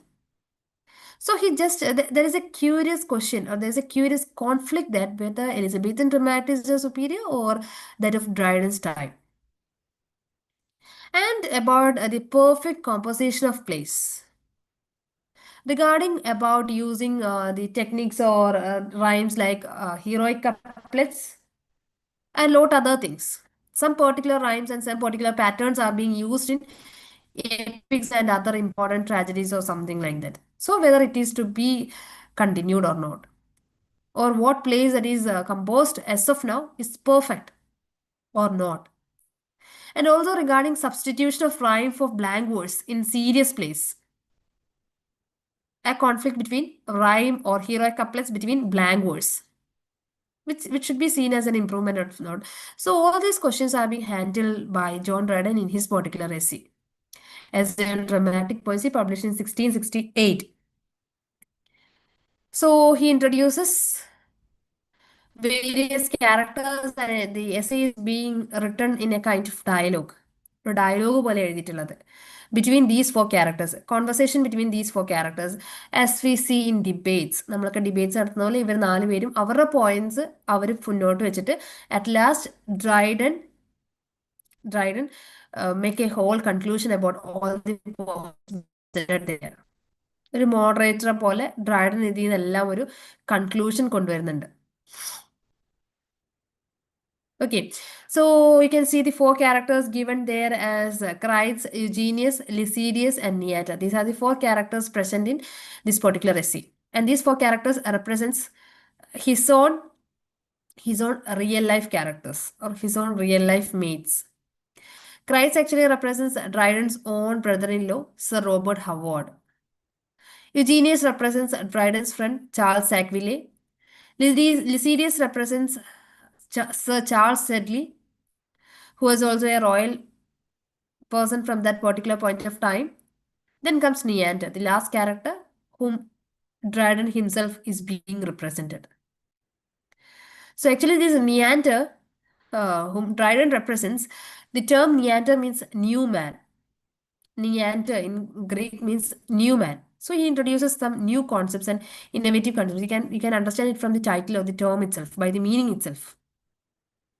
So starting with Crites, each of them advocates particular viewpoints or their particular thoughts. Crites actually speaks for ancients. He says that ancient or classical writers were of high kind. They have written the exact poetry or exacting. നിങ്ങൾ കേട്ടിട്ടുണ്ടാവും കാരണം നമ്മളുടെ parents ഒക്കെ പറയുന്നത് പഴയ സിനിമകളായിരുന്നു അതൊക്കെയായിരുന്നു സംഭവം സിനിമകൾ അല്ലെങ്കിൽ പഴയ പാട്ടുകളായിരുന്നു നല്ലത്. The same regarding Crites. Ancients ഒക്കെ ഭയങ്കര സംഭവമായിരുന്നു, അവരെന്തൊക്കെയോ ഭയങ്കര സംഭവമായിട്ട് എഴുതിയിട്ടുണ്ട്. ഇപ്പൊ പുതിയതിൽ എന്തെങ്കിലും ഉണ്ടോ? എല്ലാ കാലത്തും അങ്ങനെ കുറച്ച് ക്രൈറ്റ്സിനെ പോലെ കുറച്ച് മനുഷ്യരെ കാണാൻ പറ്റും. The same they speaks for ancients. നമ്മൾ തന്തവൈബ് എന്നൊക്കെ പറയുന്ന ആ ഒരു kind of category. The second one is about second one is about Eugenius, who is Dryden's friend and who is a very progressive and a kind of modern man. He speaks for moderns. പഴയതൊക്കെ എന്താ, പുതിയതിൽ എന്ത് രസമാണ്, എന്ത് innovative ആണ്, പുതിയ കാര്യങ്ങളുണ്ട്. ഇപ്പൊ നേരത്തെയൊക്കെ ഏൻഷ്യൻസിൽ ട്രാജഡിയും കോമഡിയും ഉണ്ടായിരുന്നുള്ളൂ. പക്ഷെ ഡ്രൈഡന്റെ ടൈമിലേക്ക് വന്ന് ബെൻ ജോൺസൺ ഒക്കെ വന്നപ്പോഴത്തേക്ക് ദേ started A new genre of tragic comedy. So എന്തൊക്കെ പുതിയ കാര്യങ്ങളില്ല, പണ്ട് ഇതൊക്കെ ഉണ്ടോ എന്നൊക്കെയുള്ള രീതിയിൽ സംസാരിക്കുന്ന ഒരു മോഡേൺ കാറ്റഗറിയിൽ ആ ഒരു അഡ്വക്കസി നടത്തുന്ന ക്യാരക്ടറാണ് യുജീനിയസ് എന്ന് പറയുന്നത്. Okay, then comes Lisideius. Lycidius represents Sir Charles Sedley, who is also a friend of Dryden, and he demonstrates superiority of French over English. And you already know that English was a class-based society at that particular point of time. And the upper class always preferred French for conversation because only or during that period only educated people knew French. മലയാളികളിൽ പണ്ട് സംസ്കൃതമൊക്കെ use ചെയ്ത് സംസാരിച്ചിരുന്നുണ്ടായിരുന്നു, കാരണം ആ ഒരു educated ക്ലാസ്സിനെ കാണിക്കാൻ വേണ്ടിയിട്ട്. Same regarding upper class French speaking person. You can also see a character from Chaucer's prologue where she only speaks fashionable French. So it was a kind of privilege during that particular period of time. So he demonstrates superiority of French. ഫ്രഞ്ചിന്റെ architecture ഒക്കെ എന്താ സംഭവമാണ്, അല്ലെങ്കിൽ ഫ്രഞ്ചിലെ writings ഒക്കെ എന്താ, ഫ്രഞ്ചിന്റെ literature ഒക്കെ എന്താ സംഭവമാണ്. അപ്പൊ ഇംഗ്ലീഷിലൊന്നും ഒന്നും ഇല്ല. So Lycidius demonstrates the same. Then comes Neander, the new man represented by Dryden. So Dryden concludes all the conflicts between these people. So there is a conflict between ancients or moderns. So he clearly stood with moderns. For sure, he stood with moderns. And there was superiority of, he also talked about the superiority of English over French. ഇംഗ്ലീഷിൽ നല്ല varieties ഉണ്ട്. അത് serious പറയുന്നതിൻ്റെ കാരണം എന്ന് വെച്ചാൽ French always ദേ ദേ perfectly composed works. Art അല്ലെങ്കിൽ work, literary work, അവർ നല്ല പെർഫെക്റ്റ് ആയിട്ട് എല്ലാ യൂണിറ്റീസിനും ഇമ്പോർട്ടൻസ് കൊടുത്ത് പെർഫെക്റ്റ് ആയിട്ടാണ് അവർ കമ്പോസ് ചെയ്യാറുള്ളത്. ഇംഗ്ലീഷിൽ അങ്ങനെയല്ല എന്നുള്ളതായിരുന്നു ലിസീരിയസ് പറഞ്ഞിട്ടുണ്ടായിരുന്ന ഒരു കാര്യം എന്ന് പറയുന്നത്. പക്ഷെ നിയാൻഡർ പറയുന്നത് ഇംഗ്ലീഷിൽ നല്ല വെറൈറ്റി ഉണ്ട്, ഫ്രഞ്ചുകാരെ പോലെ ഒരേ ഫോർമാറ്റിലല്ല പോകുന്നത്. There is no variety at all. So it becomes not at all pleasurable. Variety ഇല്ലാന്നുണ്ടെങ്കിൽ പ്ലഷറബിൾ ആയിട്ടൊന്നും ഉണ്ടാവില്ല. So he says that English is completely filled with variety. So there is superiority of English over French. ഇനി മോഡേൺസിന്റെ കേസിലും the same. Ancients they only form a particular format. അതിൻ്റെ അപ്പുറത്തേക്ക് പുതിയതൊന്നും അവർക്ക് introduce ചെയ്യാൻ പറ്റിയിട്ടുണ്ടായിരുന്നില്ല. But it's not at all regarding moderns. ആ variety ഉണ്ട്, അവർ പുതിയ കാര്യങ്ങൾ ഇന്നോവേറ്റ് ചെയ്യുന്നുണ്ട്. So superiority of moderns over ancients, and also he justifies the violation of the unities. Actually, Aristotle there are 3 unities നമ്മൾ പറഞ്ഞിരുന്നു, unity of place, time and action. അപ്പോൾ ചില വർക്ക്സിലൊക്കെ it is being violated. Unity of place ഉണ്ടാവില്ല, unity of time ഉണ്ടാവില്ല. So he also justifies that. If the play is perfect from that particular point of view, he justifies that violation of the unities. He accepts that. He says that it is not only very crime to be happened in that particular work. So he justifies violation of unities, and also he justifies tragic comedy. നേരത്തെ ഉണ്ടായിരുന്ന ട്രാജഡിയാണ്, പിന്നെ comedy ആണ്. ഇത് രണ്ടും കൂടി mix ചെയ്ത tragic comedy എന്ന് പറയുന്നത് it's not considered to be very very very high kind of dignity. It is considered to be very base. നേരത്തെ തന്നെ അരിസ്റ്റോട്ടിൽ പറഞ്ഞിട്ടുണ്ട് എല്ലാം കൂടെ മിക്സ് ചെയ്തിട്ട് ഒരു പ്രത്യേക അവിയൽ പരുവത്തിലാക്കരുതെന്ന് പറഞ്ഞിട്ടുണ്ടായിരുന്നു. ഇതിലിപ്പോൾ എല്ലാം കൂടെ മിക്സ് ചെയ്തിട്ട് ഒരു പരുവത്തിലാക്കി എന്നുള്ളതായിരുന്നു ട്രാജഡിക് കോമഡിക്കെതിരെയുള്ള വലിയൊരു ക്രിറ്റിസിസം എന്ന് പറയുന്നത്. But he justifies tragic comedy. If it gives pleasure, if it is pleasurable, if it is okay for the audience, let it B. അങ്ങനെ ഭയങ്കര പാറ്റേണൈസ്ഡ് ആയിട്ട് വളരെ എന്താ പറയുക സ്കിമേറ്റയിലൂടെ അല്ലെങ്കിൽ ഭയങ്കര ഒരു ഫ്രൈസസിലൂടെ ഒന്നും you don't want to keep these kind of art. Let it be free. That is what you can understand from Dryden's view point. അങ്ങനെ ഭയങ്കരമായിട്ട് ഈ പോപ്പൊക്കെ പിടിച്ചിങ്ങനെ വരച്ച് വെച്ചതുപോലെ അലക്സാണ്ടർ പോപ്പൊക്കെ വരച്ചൊരു സ്ട്രക്ചറിൽ വെച്ചിട്ടുള്ളിൽ കളിച്ച് അതിൻ്റെ ഉള്ളിൽ എഴുതണം എന്ന് പറഞ്ഞതുപോലെ Dryden not believe so. If it gives pleasure, if it is okay, let it be എന്നുള്ള ഒരു പെർസ്പെക്റ്റീവ് ആയിരുന്നു ഡ്രൈഡൻ്റെത്. Okay, so this is all about Dryden. We will also go for Samuel Johnson, Dr. Samuel Johnson. And who know that Samuel Johnson was a prominent literary critic of the 18th century. And he is very known for his emphasis on reason, nature, and also about the importance of literary context or the history context in literary judgment. And he is considered a classical critic, and he always shown elements of emerging romantic sensibility. And you know regarding Dr. Samuel Johnson very well as a poet. But here we discuss him as a critic. And he was a devout Anglican and he was a politically committed Tory. And you need to study about the socio-political context of the time, like Anglicans and uh, other things. Anglicans, about the Whigs and Tories conflict, etc. Okay, so his important works are just mentioned there. Preface to the dictionary, preface to the Shakespeare, lives of the poets, essays and articles. And in all his criticism, you can see how he analyzed earlier works about Shakespeare. In reference to Shakespeare, you can see how he emphasized the importance of clarity, sincerity, and also about the imitation of truth and life in literature. He always emphasized on reason and nature. He always thought that literature should be judged by reason. He was only a representative of his time. During this particular time of neoclassical age, they give more importance to reason, logic, rationality, and decorum. They always understood the universal human experience and truth. They never went for this universal experience, sorry, individual experience. They give more importance to this universal experience. And he made some major critical precepts regarding Chaucer, Burns, Alexander Pope, etc., etc. Okay, now coming to actually the most important work among these is Lives of the Poets. Now coming to Lives of the Poets, you can see Lives of the Poets as the biographies of 52 poets, of which only 6 are now considered to be important. You can see biographies of 52 poets being presented in these Lives of the Poets published in 1781. And actually, this was the first important work to show such a kind of biographical sketch within criticizing the works of those poets. And it becomes a pioneer step or a pioneering step in biographical criticism. And he always tried to produce some kind of sincerity to literature. And he never uncompromised truth as the aim of biography. He didn't make it very fascinated by using some kind of exaggerations or some kind of manipulations, not anything. And he gives most important sincerity by composing this particular work. And he even criticized Lycidas and Commerce written by John Milton, and he criticized John Donne. So then also he praised Paradise Lost.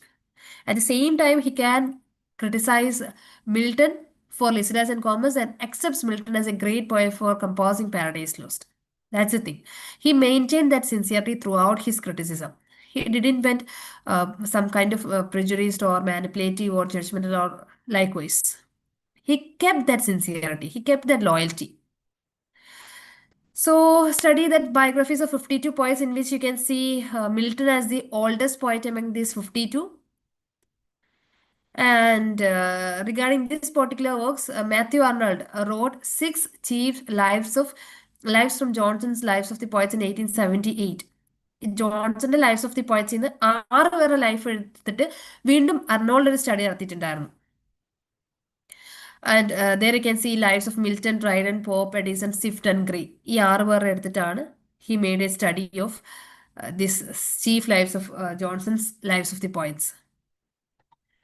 And some important quotes regarding Johnson is being mentioned here.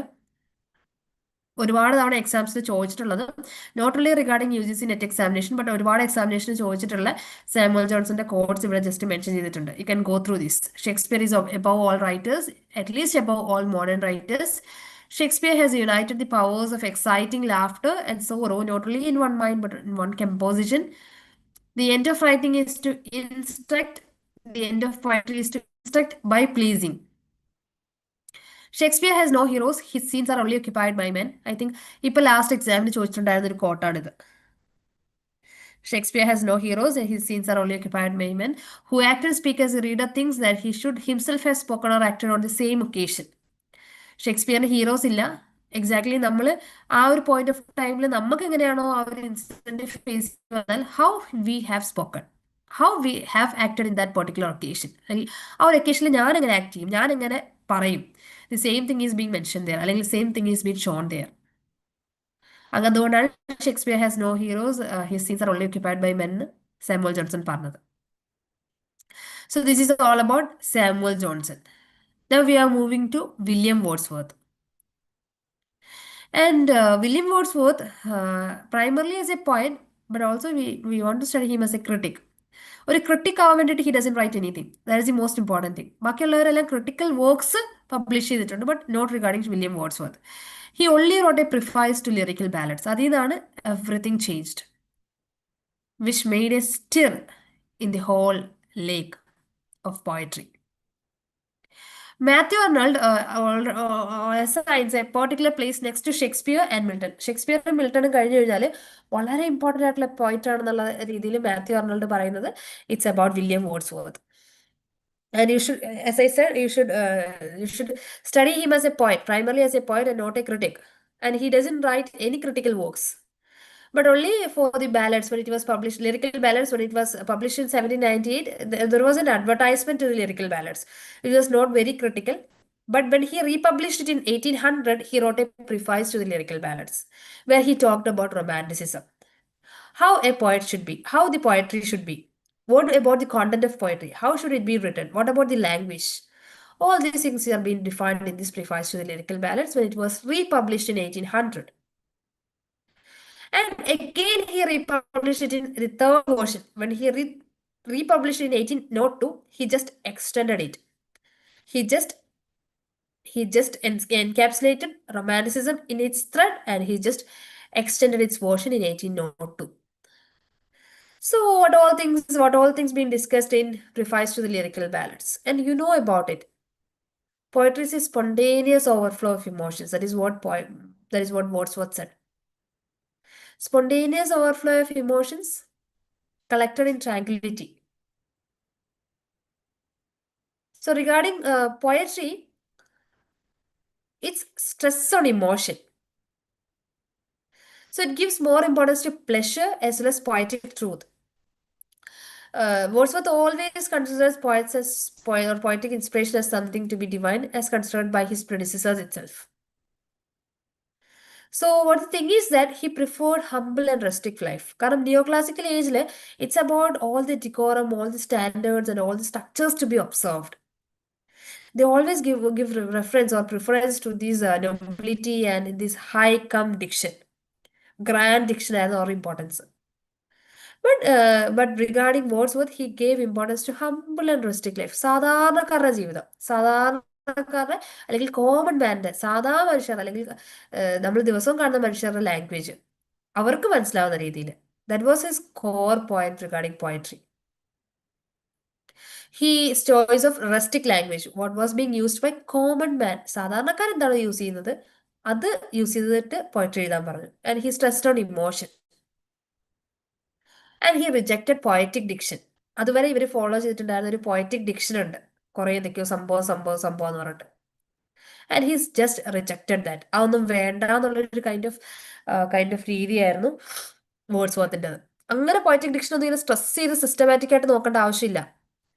Poetry വായിച്ചു കഴിഞ്ഞാൽ ഒരു pleasure കിട്ടണം, നമുക്ക് എന്തെങ്കിലും ഒരു delight feel ചെയ്യണം. And he gave importance to nature.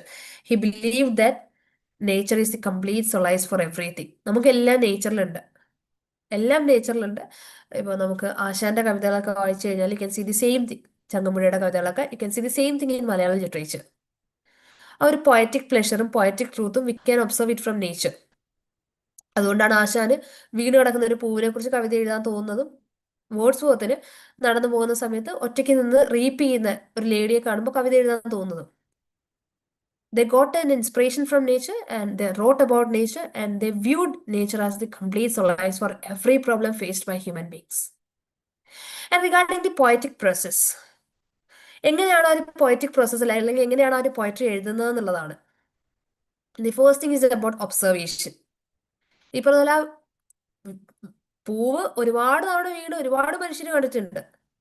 പക്ഷെ ആ പൂവ് വീണപ്പോഴൊന്നും നമുക്കാർക്കും ആ ഒരു ഭംഗി തോന്നിയില്ല, except Kumaranasan. So the first thing is about the first element is about observation. ആ ഒബ്സർവേഷൻ ചെയ്തിട്ട് ജസ്റ്റ് അങ്ങോട്ട് ഇമിറ്റേഷൻ ചെയ്യാന്നുള്ളതല്ല, ബട്ട് അബൌട്ട് റീകളക്ഷൻ. നമ്മൾ അതിനെ ഇങ്ങനെ റീകളക്ട് ചെയ്യാണ് and contemplates it with prior experiences.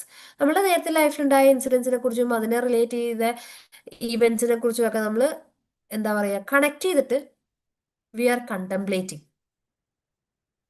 V are thinking and recollecting about it. And after we are just imaginative, we are making an imaginative excitement of the emotions which we are experienced earlier. നേരത്തെ നമുക്ക് നടന്ന ആ ഒരു imaginative എക്സ്പീരിയൻസുമായിട്ട് ഇത് ചെയ്ത് collect ചെയ്ത് ആ ഒരു പ്രോസസ്സിലേക്ക് വരുന്ന സമയത്ത് it becomes poetry. That's about the poetic process.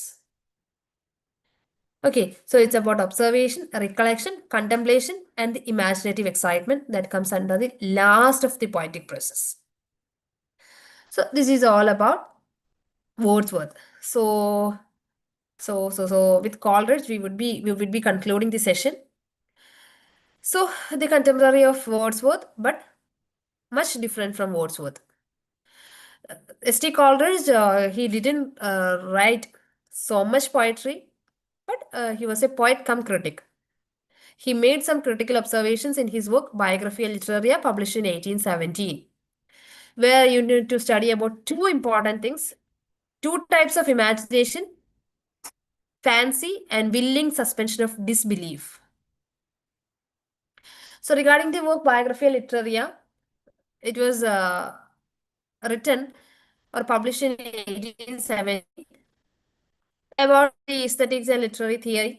It includes 16 chapters, and where the last 7 chapters are completely dedicated to the discussion of poetic theory of Wordsworth. He can't completely agree with Wordsworth. Wordsworthന്റെ കൂട്ട് അതിനെ completely agree ചെയ്യാൻ Coleridge നിന്നിട്ടുണ്ടായിരുന്നില്ല. Coleridge was somewhat different from or completely different from Wordsworth. You can go through the poetry of Wordsworth as well as at the same time Coleridge. And he also made another work, Lectures on Shakespeare and Other Poets, in 1808 to 19, where he introduced practical criticism, like as we see in Aifer Richard. So we will go for the important points about his view on poetry. Okay, so in Biographia Literaria, his theory of imagination, you can see his theory of imagination. Poet's theory of imagination links to two parts: imagination and fancy. രണ്ട് കാര്യങ്ങളുണ്ട് ആ ഒരു ഇമാജിനേഷനിൽ എന്ന് പറയുന്നുണ്ട്, theory of ഇമാജിനേഷനിൽ. ഒന്ന് ഇമാജിനേഷനും ഒന്ന് ഫാൻസിയും. Okay, ഇമാജിനേഷനെ തന്നെ വീണ്ടും രണ്ടായി ഡിവൈഡ് ചെയ്യുന്നുണ്ട്: primary imagination and secondary imagination. എല്ലാവർക്കും ഇമാജിൻ ചെയ്യാനുള്ള പവർ ഉണ്ട്. Regarding every single human being, they have the power of imagination. And primary imagination is what the power of receiving impressions of the external world through senses. നമുക്കത് കാണുന്ന സമയത്ത് നമുക്ക് അതിൽ നിന്നൊരു impression create ചെയ്യാൻ പറ്റുന്ന പവറിനെയാണ് we called as primary imagination. That is innate in every single human being. എല്ലാ മനുഷ്യരിലും, ലോജിക്കൽ ആയിട്ടുള്ള, ഇന്റലക്ച്വൽ ആയിട്ടുള്ള, റാഷണൽ ആയിട്ടുള്ള എല്ലാ മനുഷ്യരിലും ആ ഒരു പ്രൈമറി ഇമാജിനേഷൻ ഉണ്ട്. But coming to secondary imagination, it is very peculiar and distinctive. അതായത് പോയറ്റ്സിന് മാത്രമുള്ള ഇമാജിനേറ്റീവ് കപ്പാസിറ്റിയാണ് സെക്കൻഡറി ഇമാജിനേഷൻ എന്ന് പറയുന്നത്. They are working on this primary imagination to make some kind of artistic creation possible. ഇപ്പൊ ഞാനൊരു വീണ് കിടക്കുന്ന പൂവിനെ കണ്ടു. വീണ് കിടക്കുന്ന പൂവിനെ നമ്മൾ എന്നും കാണാറുണ്ട്. അത് കാണുമ്പോൾ കൊള്ളാലോ എന്ന് പറഞ്ഞ് എടുത്ത് നോക്കി നമ്മളതിന് കഴിഞ്ഞു, നമ്മളുടെ ഇമാജിനേഷൻ അവിടെ കഴിഞ്ഞു. പക്ഷെ അത് ആ വീണ് കിടക്കുന്ന പൂവിന് ആ ഒരു ഭംഗിയുണ്ട്. വീണ് കിടക്കുന്ന പൂവിന് നമ്മുടെ ലൈഫോട് റിലേറ്റ് ചെയ്യാൻ പറ്റും, അല്ലെങ്കിൽ അങ്ങനെ ഒരു അലിഗറി ക്രിയേറ്റ് ചെയ്യാൻ പറ്റും എന്നുള്ളത് പോയറ്റ്സിന് മാത്രമേ തോന്നുള്ളൂ. അതുകൊണ്ടാണ് കുമാരനാശൻ വീണപൂ എഴുതിയത്. ആ ഒരു secondary imagination it's A peculiar and distinctive attribute of the artist. ആ ഒരു ഡിസ്റ്റിങ്റ്റീവ് ആട്രിബ്യൂട്ട് ആണ് that makes artistic creation possible. So these poets they works upon this primary imagination, this secondary imagination is actually the shaping power for every single poetry. അവരാണ് ആ ഒരു secondary imagination ആണ് ശരിക്കുള്ള പോയട്രിയിലേക്ക് കൊണ്ടുവരുന്ന imagination that's only present in this poetic genius. So imagination എന്താ നമ്മൾ പറഞ്ഞു. Now coming to fancy. നമ്മൾ കാണുന്നതിനെ വീണ്ടും അതിന്റെ ആ ഒരു ഭംഗി കൂട്ടുന്ന കാര്യമാണ് fancy. We know about it.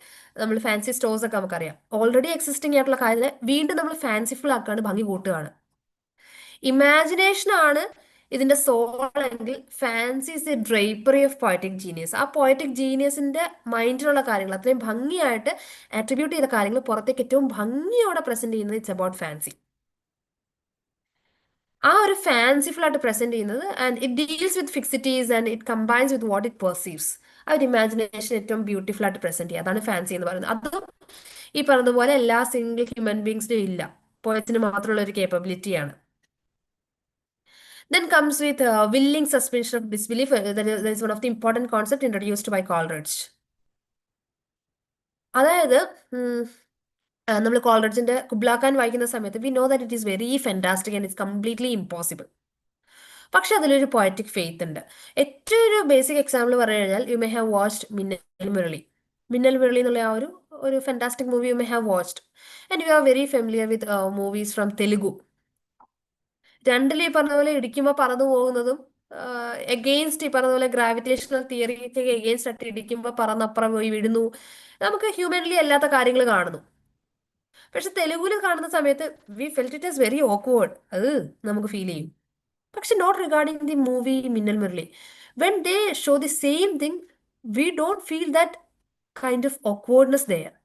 അതിന്റെ റീസൺ എന്ന് പറയുന്നത് ആ ഒരു നമുക്ക് വിശ്വസിക്കാൻ പറ്റാത്ത കാര്യങ്ങളെയും ആ ഒരു even if they are very fantastic or impossible we are willingly accepting the premises of that work of fiction. നമ്മളത് അക്സെപ്റ്റ് ചെയ്യുന്നുണ്ട്. അത് ആ പോയറ്റിക് ഫെയ്ത്തും പോയറ്റിക് ജീനിയസും ആണ്. ആ ഒരു പോയറ്റിക് ഫെയ്ത്ത് കോൺസ്റ്റിറ്റ്യൂട്ട് ചെയ്യുന്ന ആ ഒരു വില്ലിംഗ് സസ്പെൻഷൻ ഓഫ് ഡിസ്ബിലീഫ് ആണ്. നമുക്കറിയാം മിന്നൽ മുരളി പോലെ ഇറ്റ്സ് നോട്ട് പോസിബിൾ എന്നുള്ളത് വി ഓൾ നോ അബൌട്ട്. അല്ലെങ്കിൽ കുഞ്ഞിരാമായണം എന്ന് പറഞ്ഞൊരു മൂവി ഉണ്ട്, അത്രയും ഇഡിയോട്ടിക് ആയിട്ട് we know that it won't happen here. അതൊരു റിയൽ വേൾഡിൽ നടക്കുന്ന കഥയല്ല എന്നുള്ളത് we are very sure about, but still we enjoy that. ആ ഒരു അബ്സോർഡിറ്റി, ആ ഒരു ഈ പറഞ്ഞതുപോലെ fantasy, we got entertained with those things. So അതിനെയാണ് ആ ഒരു വില്ലിംഗ് സസ്പെൻഷൻ ഓഫ് ഡിസ്ബിലീഫ് കൊണ്ട് കോൾറിഡ്ജ് ഉദ്ദേശിച്ചത്. U can see the same in Coleridge works. Rime of an Ancient മറൈനറിലാണെങ്കിലും കുബ്ലാഖാനിലാണെങ്കിലും you can see the same thing. ക്രിസ്റ്റബലിലൊക്കെ ആണെങ്കിലും he made use of this willing suspension of disbelief.